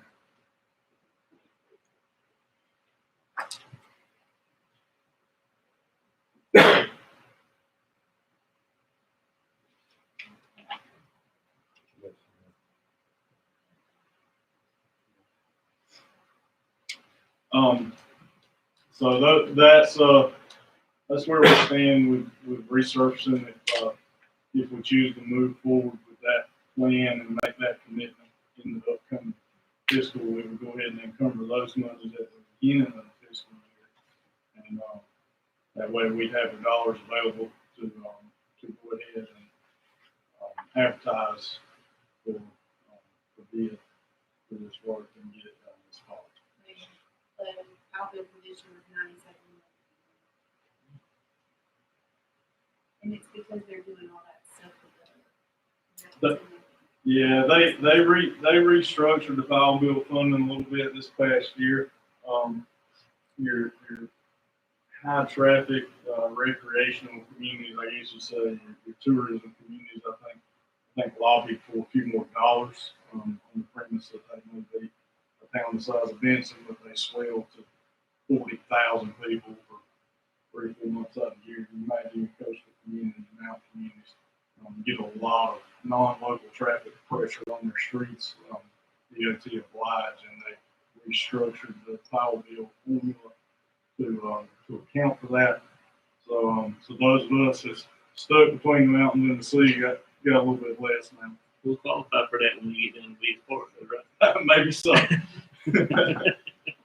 How are you gonna determine which streets you pave? I've already put together a resurfacing plan. A lot of it is based off of our 5-year pavement condition assessment. Also couple that with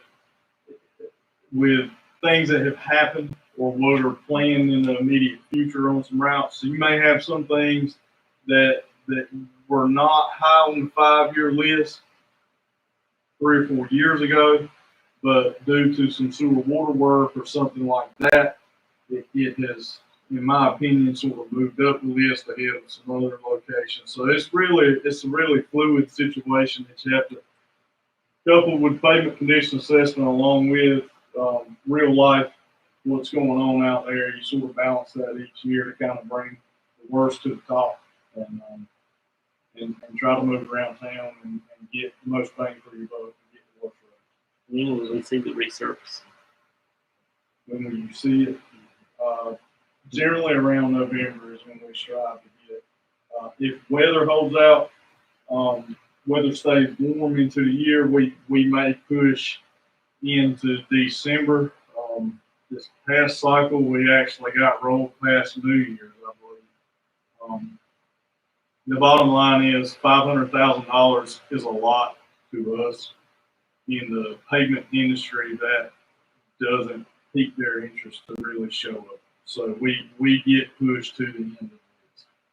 You're talking about companies that may be awarded several multi-million-dollar paving contracts in a year through DOT. So we get the tail end of the paving season. It's just inherent to the size, scope of work that we're advertising for. Again, weather dictates that they'll push us as long as they can, and I think that's to our benefit financially. We can require them that they be here and have it done by August. You're going to pay significantly for them to pull off a $7 million resurfacing map to come pave our few streets. So I believe it's in our best benefit to allow them to push us down the paving schedule towards the end of the year. You see this a copy of that list of streets? Absolutely. I've sent it to Fred already. He can give it out. Also, real quick, and then Kim's got something to add here. Drainage. We've had a $2.50 fee. We're suggesting that we raise that to $3. A lot of that has to do with the $500,000 betterment, 485 to be more exact. The round number is $500,000 betterment, which is an extension of the Dunn Street improvement that we made a couple of years ago. This will be paying NCDOT to extend that under Main Street and out to the I-95 interchange during the I-95 rehab project. So we've got about 4 years. We've already made that commitment. This board has agreed to that betterment with DOT, and we recognize that that deal is due upon completion of the rehab project, the I-95 rehab project. So we're looking at about 4, potentially 5 years out, but we will owe those monies. So we're looking at increasing that fee to get us up to a line item revenue of $86,000 a year. The remainder, whatever we can, aside from putting money away for that betterment, we try to fix broken boxes and grates and misaligned curves and things like that where we can. So, $3 doesn't go a long way for covenant, but we do want to be careful about increasing fees as we discuss these things. You said never mind. We're working through trying to figure out that Kim's coming up. So. Streets maintenance and stormwater continued. Three items here just to bring up equipment needs. We've come a long way with our equipment fleet, but we've still got a ways to go in regards to old and unreliable equipment within the fleet. We added a leaf back mid-year this year. That's a 3-year lease to own. The first payment will come due in this upcoming fiscal year. So you see there, leaf back payment of $31,972. That'll be knocking off year 1 of that purchase. We also desperately need a dump truck. Have needed a dump truck for several years. And we desperately need a backhoe now because we own 2 backhoes. One's assigned in Public Works, one's assigned at wastewater treatment plant. One at wastewater treatment plant is barely functional and not worth fixing. My goal is to move the Public Works machine to wastewater. It's about 6 years old. It's still a good machine. It'll last a long time down there. And bring a new machine into the Public Works Department. Potentially a lease option with no real intention to own it. To roll over the lease is whatever the best lease terms we can get, so that we don't get stuck with a machine that gets old and running out, and that's highly likely in Public Works because of the amount of travel time that it has on the roads. So you'll see there the proposed dump truck purchase $30,000. The backhoe lease would be $12,000. Again, that is just like the salaries. That's broke up 1/3 and 2/3. 1/3 of the dump truck value, which we paid for out of streets funds. 1/3 of the backhoe value we paid out of streets funds. You'll see as we move forward, the remaining 2/3 paid out of the water sewer fund. For the exact same reason as we talked about salaries, that equipment, those individuals, their functions on a day-to-day, yearly basis, covers across the range of those 2 different budget lines. Over to the water sewer fund. This item as well is sort of broke up into 3 major components. I don't know why the PowerPoint looks like it does with distribution of it. Yeah. That should be water distribution. Hopefully your printed version looks good because mine does. Sewer collections and then wastewater treatment. So they're the 3 items that you find covered in that fund.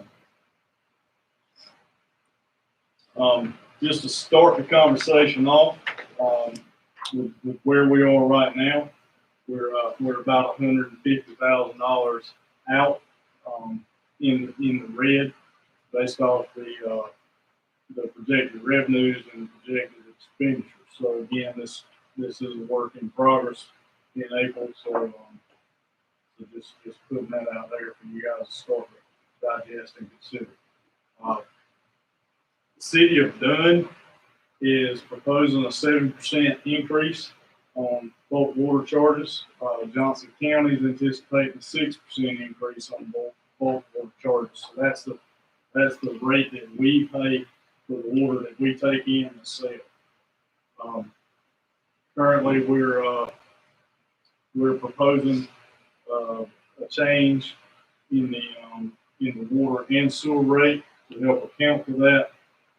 Right now, these calculations are a $1 base charge increase and a 5% consumption increase. And if you look at that, the proposed water and sewer rates, you see the new proposed rate. So water rates, base fee would go up $1 to $14, $4.56 per 1,000 gallons. That's inside the town, 16 and $7.38 for outside customers for water. Proposed sewer rate, 16 and $5.80 per 1,000 inside of town, and set up to $17.50 base charge and $9.82 per 1,000 gallons for outside of town. So that's not, that's getting close to accounting for the increase. That's not getting all the way there. Obviously, the easiest thing to do is just say move everything 7%. That captures the increase that we're going to see. But this does get us pretty close. Do we have any contractual obligations with Dunn for water? I don't know that we've got a contractual obligation to buy a certain amount. We have a contractual obligation that they will provide X amount for us. I think we've got a realistic obligation that we don't have another source of water for that volume of water that we take in from them. Currently, Johnson County, we get about 8% of our water sales comes from the Johnson County contract, and that contract doesn't even allow for service in the entire town for much time at all. Have you ever did maybe buy Yes. The water we get from Johnson County comes from Harnett County. Oh, okay. But it's coming in on the Johnson County line in the town. So we're kind of third party. It comes out the Cape Fear River into the plant in Littleton, owned by Harnett County Utilities. Johnson County buys it and then sells it to us for what they bought it for. Aren't we selling them nitrogen allotments every year? Who? Johnson County. No, I guess we have an agreement that if they need some, we've got a certain allocation that they can get. So there is no monetary compensation in that. Revisit that again. That's a question for the attorney. I think it was for 10 years. The nitrogen allocation.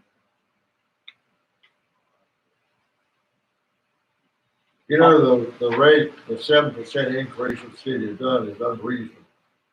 And on top of that, Johnson County raised their 6% because they found out Dunn raised their 7%, so they just took one under. Didn't have any reason behind it. I think it's ridiculous. How much sewer are we taking from Johnson County into our wastewater plant? How much are we charging them for that? I think we take about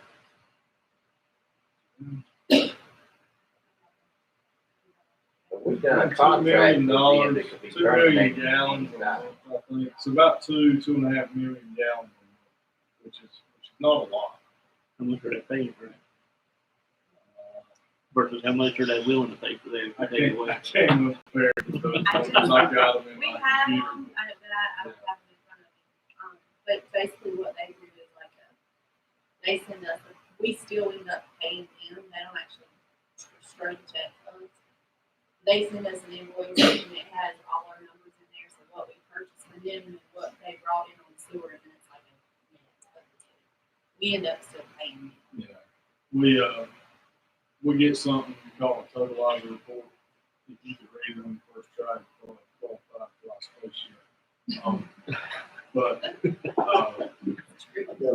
it's pretty complicated. But at the end of the day, we buy X amount of water. We sell a little bit of that back out to them, as well as sewer service. So you take all those sales that we sell make, water they back, we deduct will increase our water rate by 7% back then. Yes, we can. Yes. Just about the contract, about 9%. Yeah. It's 5 years, starting Didn't have annual rainfall. it's 5 years starting in 18, so 19. There is a provision in there we negotiated that if we ever need, we give 120 days notice, we can go back. That started before 2018. It started originally, but we redid that. Did what? We redid it. The agreement with the It county. didn't come to this board. It did, we renewed it when I was on the board.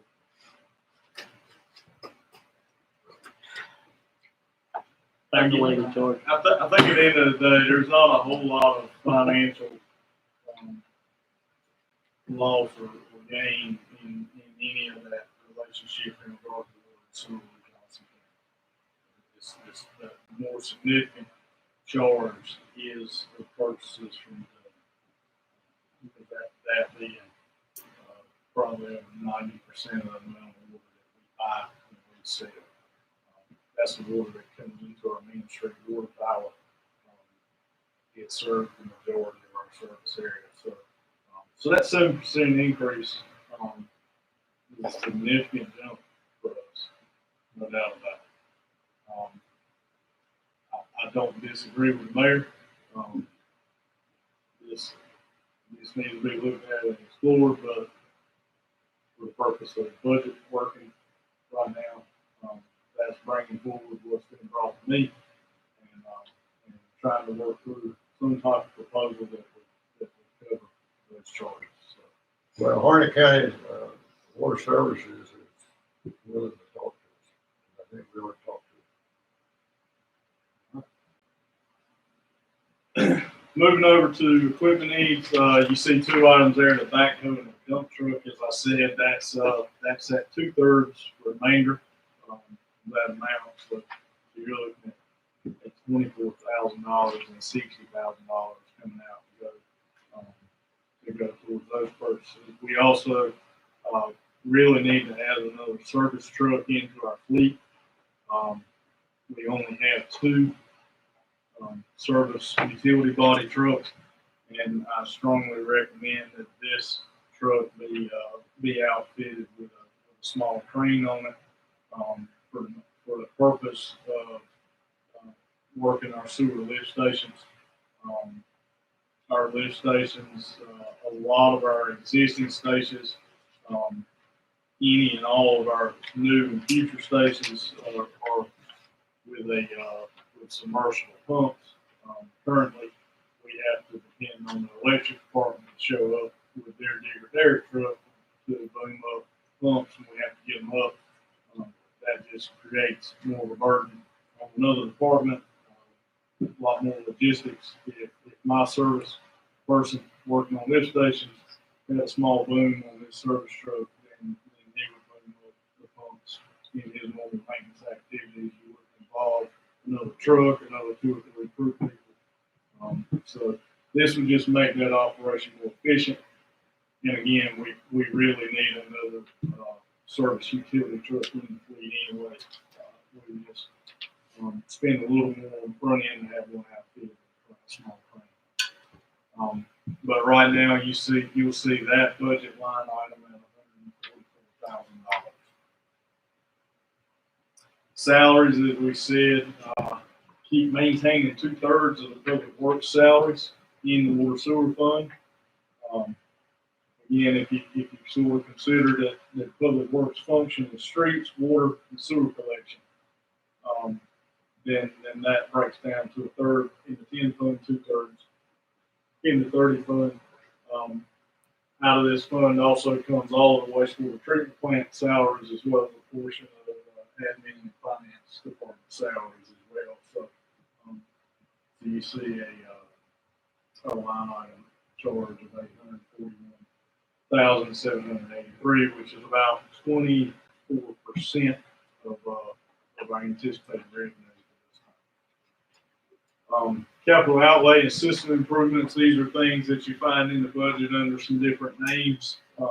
But at the end of the day, it adds up to about $275,000 worth.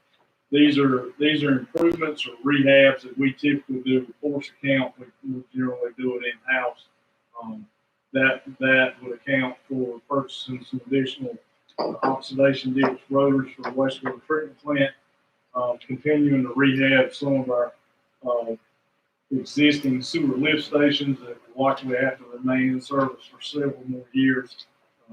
That would be replacement of controls, replacement of some non-functional valves, and purchasing this coming year one generator to install on a unit that doesn't have a generator on. We have to be mindful of that one and be prepared to get a portable generator to it in the event that it loses line power. So this will be a standby generator in position at that facility. Also, some water valve replacements and putting a little bit of money away for rehab of the Main Street elevated storage tank water tower. We currently take in, I think, $29,000 a year out of the Verizon contract for the cellular antennas on the tower. In the past, those dollars were not captured and sort of stowed away for necessarily for 30 fund efforts or 30 fund work. Kim and I have discussed that we think that the prudent thing to do would be to capture those funds and put them aside to reinvest in that water tower. That water tower needs desperately a rehab on it. It needs to be washed out. The interior rehab, but also, if you rode by it lately, you could probably agree that the exterior of it is long overdue for a blasting paint as well. So that's a pretty expensive venture, but with taking in $29,000-$30,000 a year, I think it's smart to put those funds aside to work on that structure. And you'll find there at the bottom $100,000 of what we budgeted in this fiscal year. I suggest budgeting that in the upcoming year for sludge removal and wastewater treatment plant. If you recall, we talked a couple months ago about we're working with a vendor. They're due to mobilize very soon for us. But we're working with a vendor that has done sludge removal for us in the past. But Brian Levitt has worked very closely with them, and we've come to an agreement that that they would help us become outfitted to do a lot of this work ourselves. So we'll be able to take a lot more material out of the plant by applying our labor force to the operation. So you'll see in this upcoming budget another request for $100,000 that year in sludge. And that's it. So I'll be glad to answer any questions. Don't necessarily need any vote or action. This is just to sort of give you guys a quick fly through of where we are in these two budget lines. Tim, what are you thinking as far as sewer is concerned? Prices. What was that? I'm sorry. What are you thinking as far as the sewer plant's concerned? I didn't know money's in there to take care of the upgrade of the sewer plant. There's capital outlay monies, but as far as upgrading or making significant changes at the wastewater treatment plant, that's going to be dependent on some outside funding mechanism is certainly not going to be captured in our fiscal budget. But, we hold capital outlay money generally about $200,000 a year, in the wastewater treatment plant. Those funds can be applied towards, some horse account rehab work, could be applied towards some engineering or some of the obligations that come along with acquiring grants or loans as well. So, that money just kind of hangs out there for improvements to the plan. I can't really define exactly what it would be at this time. When are they gonna have the engineering finished? They have started the merger study. We've not initiated any other efforts in regards to the engineering of the plan at this point. The state has still not told us exactly what steps to take in regards to the 89 year old. I've reached out to them again, as well as I've had our engineering firm reach out to them. So hope to hear very soon. Hesitant to pull the trigger on an engineering function that may not apply towards give us some relief under 89. So we desperately need to hear back from them. We've got teams queued up and ready to move on whatever efforts the state will tell us gives us some relief under that rule. Wouldn't help you get the answer of what we need to provide for them? I mean, they're talking about they're gonna shut down in May. They're they are in lockstep with us trying to get those answers out of the DEQ right now. Yes, sir. Real quick, not to change gears with you too much, but we put together just a quick average of what a typical residential customer is spending right now. A typical residence under his current fiscal year, assuming they're using 3,000 gallons of water, or flushing 3,000 gallons of water into the sewer system. This is their water, their sewer, their stormwater fee, and a garbage rate if they're not 63 or older. They're spending $82.70 a month for those services. So water, sewer, garbage, and stormwater. Moving forward, with a general increase, with a general increase in garbage, everything else being the same, with the increases we proposed, that rate, their monthly charge would go from $82.70 a month to $87.32 a month. So that's everything sort of staying the same. Them using 3,000 gallons of water. And this may be out the window at this point, but we did calculate it. If we went to backyard garbage service everywhere, that was a significant increase, but that would move an average household bill to $111.66. So it's about $14 more to go to that. So that's just sort of a little general information on average what residents in this town. So about a $5 increase on their water, sewer, garbage, and stuff. That's not including We haven't hashed our electric. Huh? I haven't hashed our electric.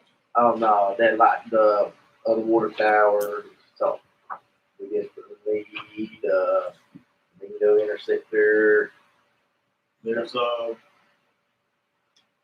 monies you see set aside or right there, that second item on the screen, which is the $275,000.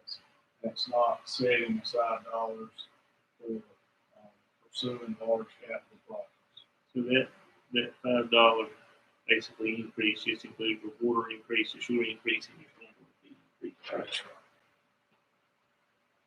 right. Yeah, and the garbage increase. Not increase the backyard, but just the annual increase that anticipate GFL in this commission plan. Yeah, that's just keeping things running steady. That's not really working on our significant needs. Are we gonna see a budget to, or see something that working on some needs? We're working with some groups to pursue any funding mechanisms that are available right now for the federal government, for the state government. There's a lot of opportunities coming available right now that are not your normal run of the mill stuff that's available year after year. With monies related to COVID being pushed down out of Washington. So you kind of got your normal run of the mill stuff. You've got some grant opportunities for DEQ, state revolving fund. You've always got USDA available for loans. But on top of all that, really kind of muddy in the waters in a sense, but it'll start to clear up pretty quickly as all the other dollars getting pushed down through Washington, getting pushed to the county level, to the state level. So we're using our engineering firms and grant writers daily to keep a finger on the pulse of that and help us kind of figure out what funding mechanisms are best to go after to pursue completion of some of these needs, some of these projects. The expansion at the plant been announced. They're gonna be using water. I assume so, because they're gonna install a new line. There's gonna be sewer. That's gonna be affecting that over there.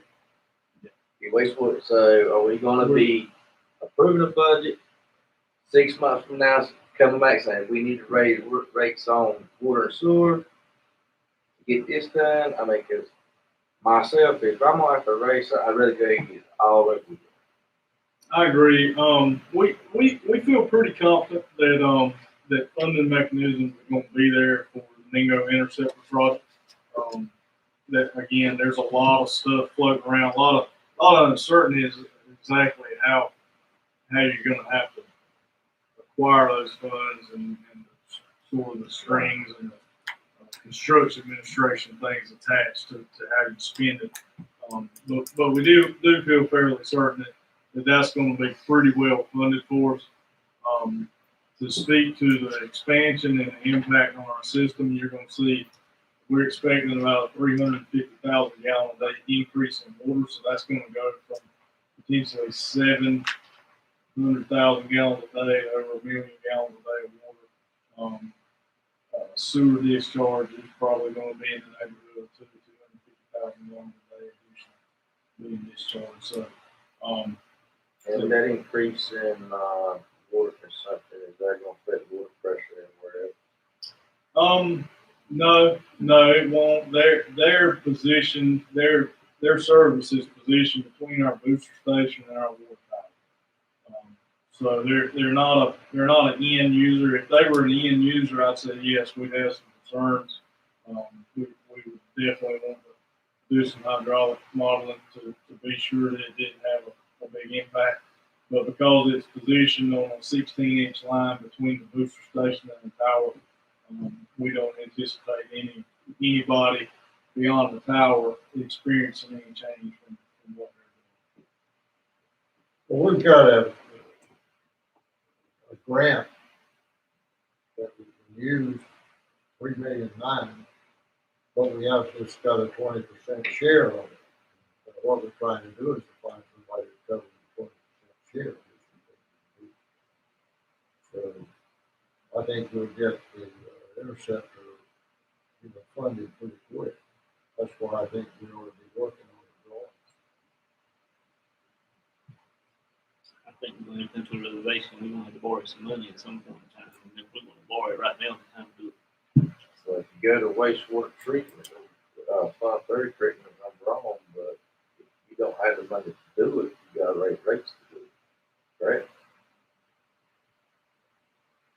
Right now, but, Yeah. I mean, I have gotten some leeway with FEMA, it's finally been approved by FEMA, so it's back in the state seat as far as, dispersing money.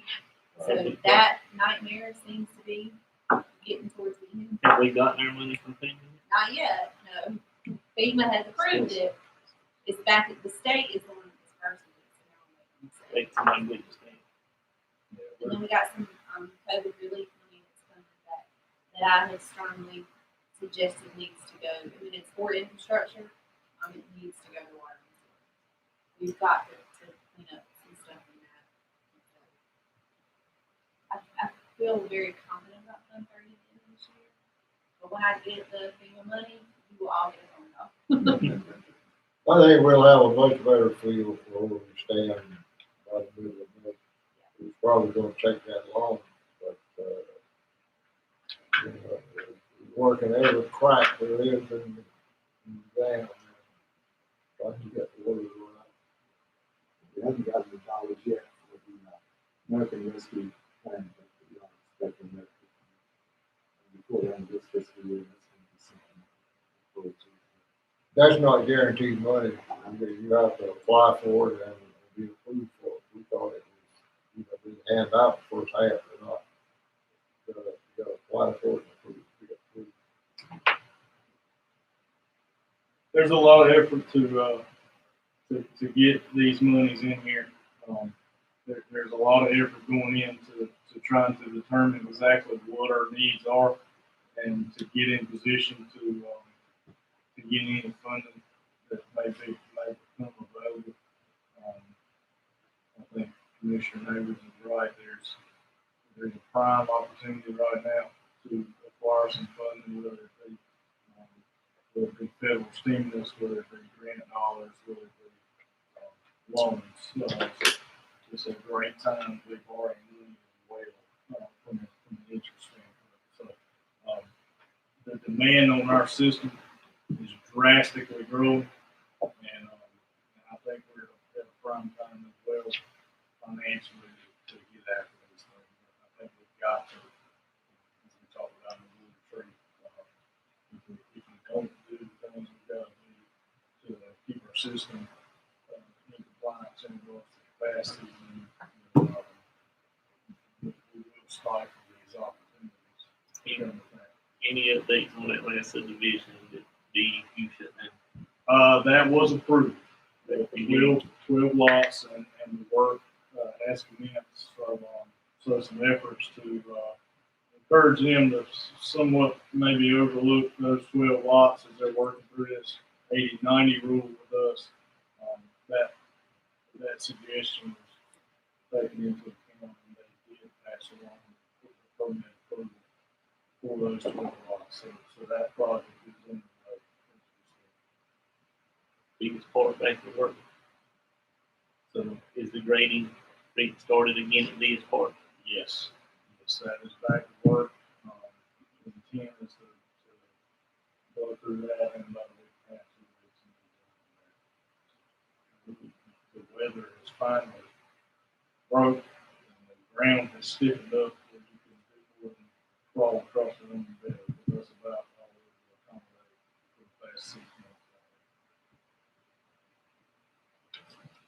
Okay, thanks, Tim. Yes, Ian, thank you.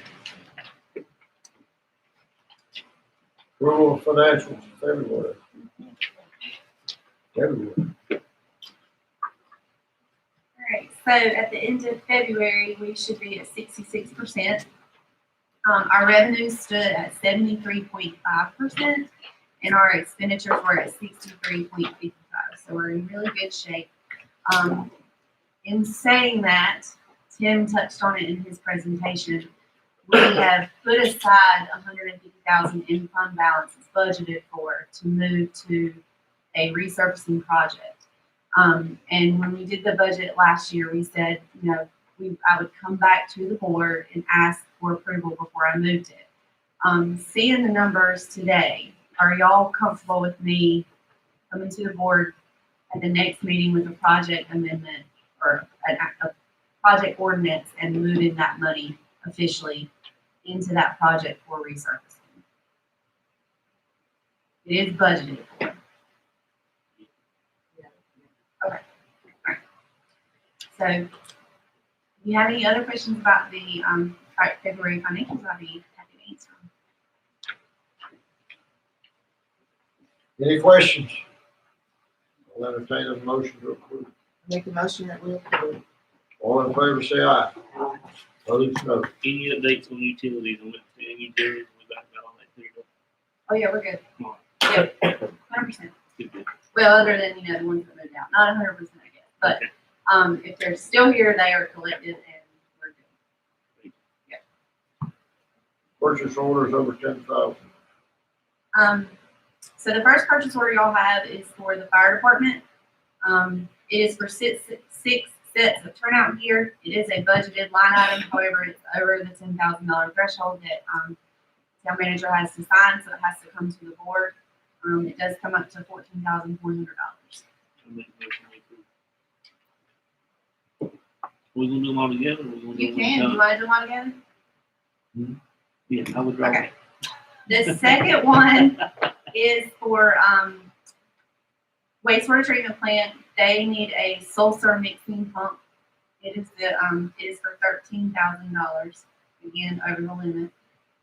But he does have the money to fund it. And then, the third one, I apologize, this came to you guys today. It wasn't in your packet. This is actually an emergency, Electric for Lee Electric for, $15,000. yes. And this is to change out some poles, in town that are just too big for our guys to do. They've got a lot of different, wires on them. They would be here this week changing out multiple poles. And that would kind of help with some of the blips that we've been having recently.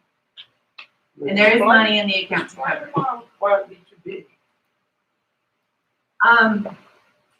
The one particular pole that Glenn showed me, just had a lot of different services on there. And honestly, that's a Glenn question, but he's informed me that they cannot do it. And I trust his. We got 2 big trucks We should out follow there, the truck. and a lot of money for it. I don't think it's necessarily the truck, it's the size of the pole and the manpower to do it. Unless it's over 100-foot pole, that pole truck out there, see, because I used to operate those. That's why I want to know what's too big. I think they just lost a lineman. I think we just lost the employees. No, We have lost We just another lost employee. we lost some employees in that too. I didn't know, because I know the trucks we got out there, and I'm like, why we have the I contract? think the truck is not the issue, it's the manpower. to Has he change got it. the money to do it? He does I have. made a Okay. motion, to approve all 3. Okay, thank y'all. All in favor, say aye.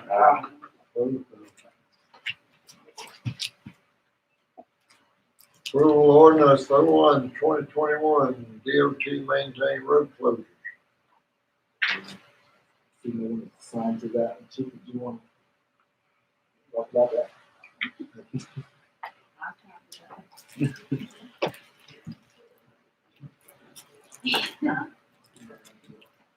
Good evening. This is a ordinance that we have to send to DOT to request their authorization to close town streets for selected special events for the year. Anybody have any questions? What do you got? Closing for what? Like sundown in downtown where we close Main Street, we just have to have their permission to do it.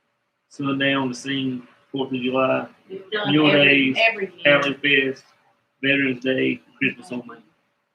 I make a motion that we approve that. Any other discussion? All in favor, say aye. Thank you. Opposed, no. Where's the Chamber of Commerce lady? She's waiting back there very patiently. You want to talk to Loretta? Yeah, the only thing I want to say is that the Coffee Connection schedule for tomorrow has been canceled and moved until November, so there will not be one tomorrow.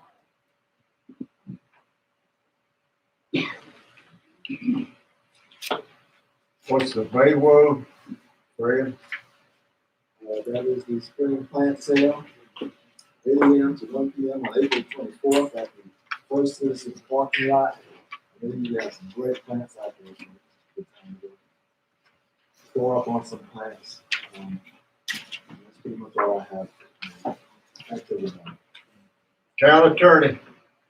I've got a lot to talk about, but I won't do it tonight. It's getting late. I don't have anything unless anybody has questions for me on something. I do have a question that doesn't really pertain to our meeting tonight, but I want you to inquire and tell me why we cannot vote if I'm on if I'm on the ballot, why can I not vote? On Zoom, if I'm on Zoom, I want you to give me or bring me back the ordinance that said we are not allowed to vote. It was the board's policy that you passed, It's in that purple book. Well, we might need to rethink that because It's your own rule that you put on yourselves, I guess is the answer. they must put it up there. I wouldn't tell you it's illegal to do it. No, because I've seen it done, and that's why I was asking you about that. We had a discussion about that, and I can bring it back again if you want to bring that in. No, you don't need to bring it back. I'm just wondering if it's something, Mayor, we might want to rethink because It was done on executive order because the Attorney General was the one that was questioned about it, and he said it was not legal. So when people are doing it, I don't understand why it's call not him legal. and ask him what the law that The only place I've seen it is in that purple guidebook is what we adopted, and it said that it's not recommended because it's never been tried in court. And that's exactly right. I think some boards. Some boards are using it right And now. others have decided that that's the step they want to take in a tendency of COVID situation. And others haven't. Your procedure about that, if you recall, is only effective during the tendency of a state of emergency. You're still under that as far as the COVID process. Well, if that's the case, then you could do it. Then it's back to business as usual, and the recommendation would be that you didn't do that if everything else was upset. I'm out for it. Board of Commissioners. Max. I assume this is correct. I just want to say that I heard before opinion that Mr. Chris Johnson passed away. Sorry to hear that. Who passed away? Chris Johnson. Yeah. I ain't got I had a request that came to me that kind of bothered me. We had a case in Johnson County a few months ago where a veteran died without any relatives here or anywhere that you find. Created by the county and mixed with other ashes that of other people. It was finally buried in an unidentified place. They won't tell us where it is. The American Legion came to me and asked me if in the city cemetery, if we would give them a lot that the veterans could identify as being a veteran's burial area to bury ashes so that it could be done legally and they would be treated as they should be. Does this board have any objection to that? I'm going to put it on the board agenda next time. I thought we were selling that cemetery. I thought we were selling that cemetery. I thought we were moving forward to sell that cemetery to get out of the burial business. We are. If we find somebody. Right now, nobody wants it, but I've talked to Tim about the discussion I had Saturday, but that's not part of this discussion. If the town decided to give them a lot, be designated for that, it'd be under their name.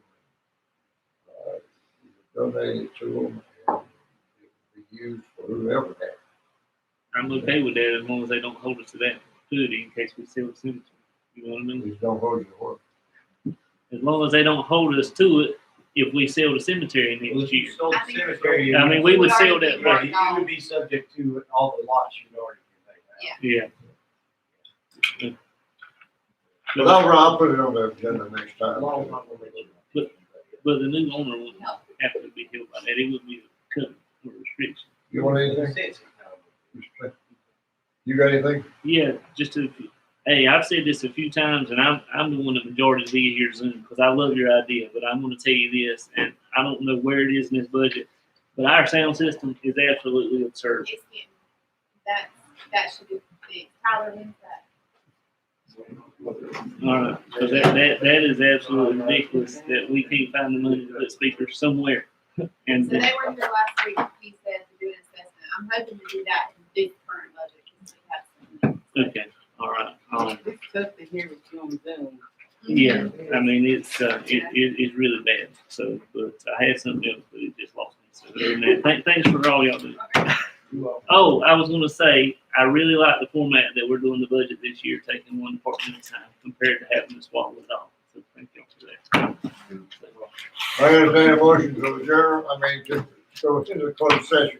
I make a motion that we go into closed session under North Carolina General Statute 143-318-11 to discuss matters related to the location or expansion of industries after a 5-minute recess. Okay. All those, you gotta vote on that. Jerry. Yeah. Aye.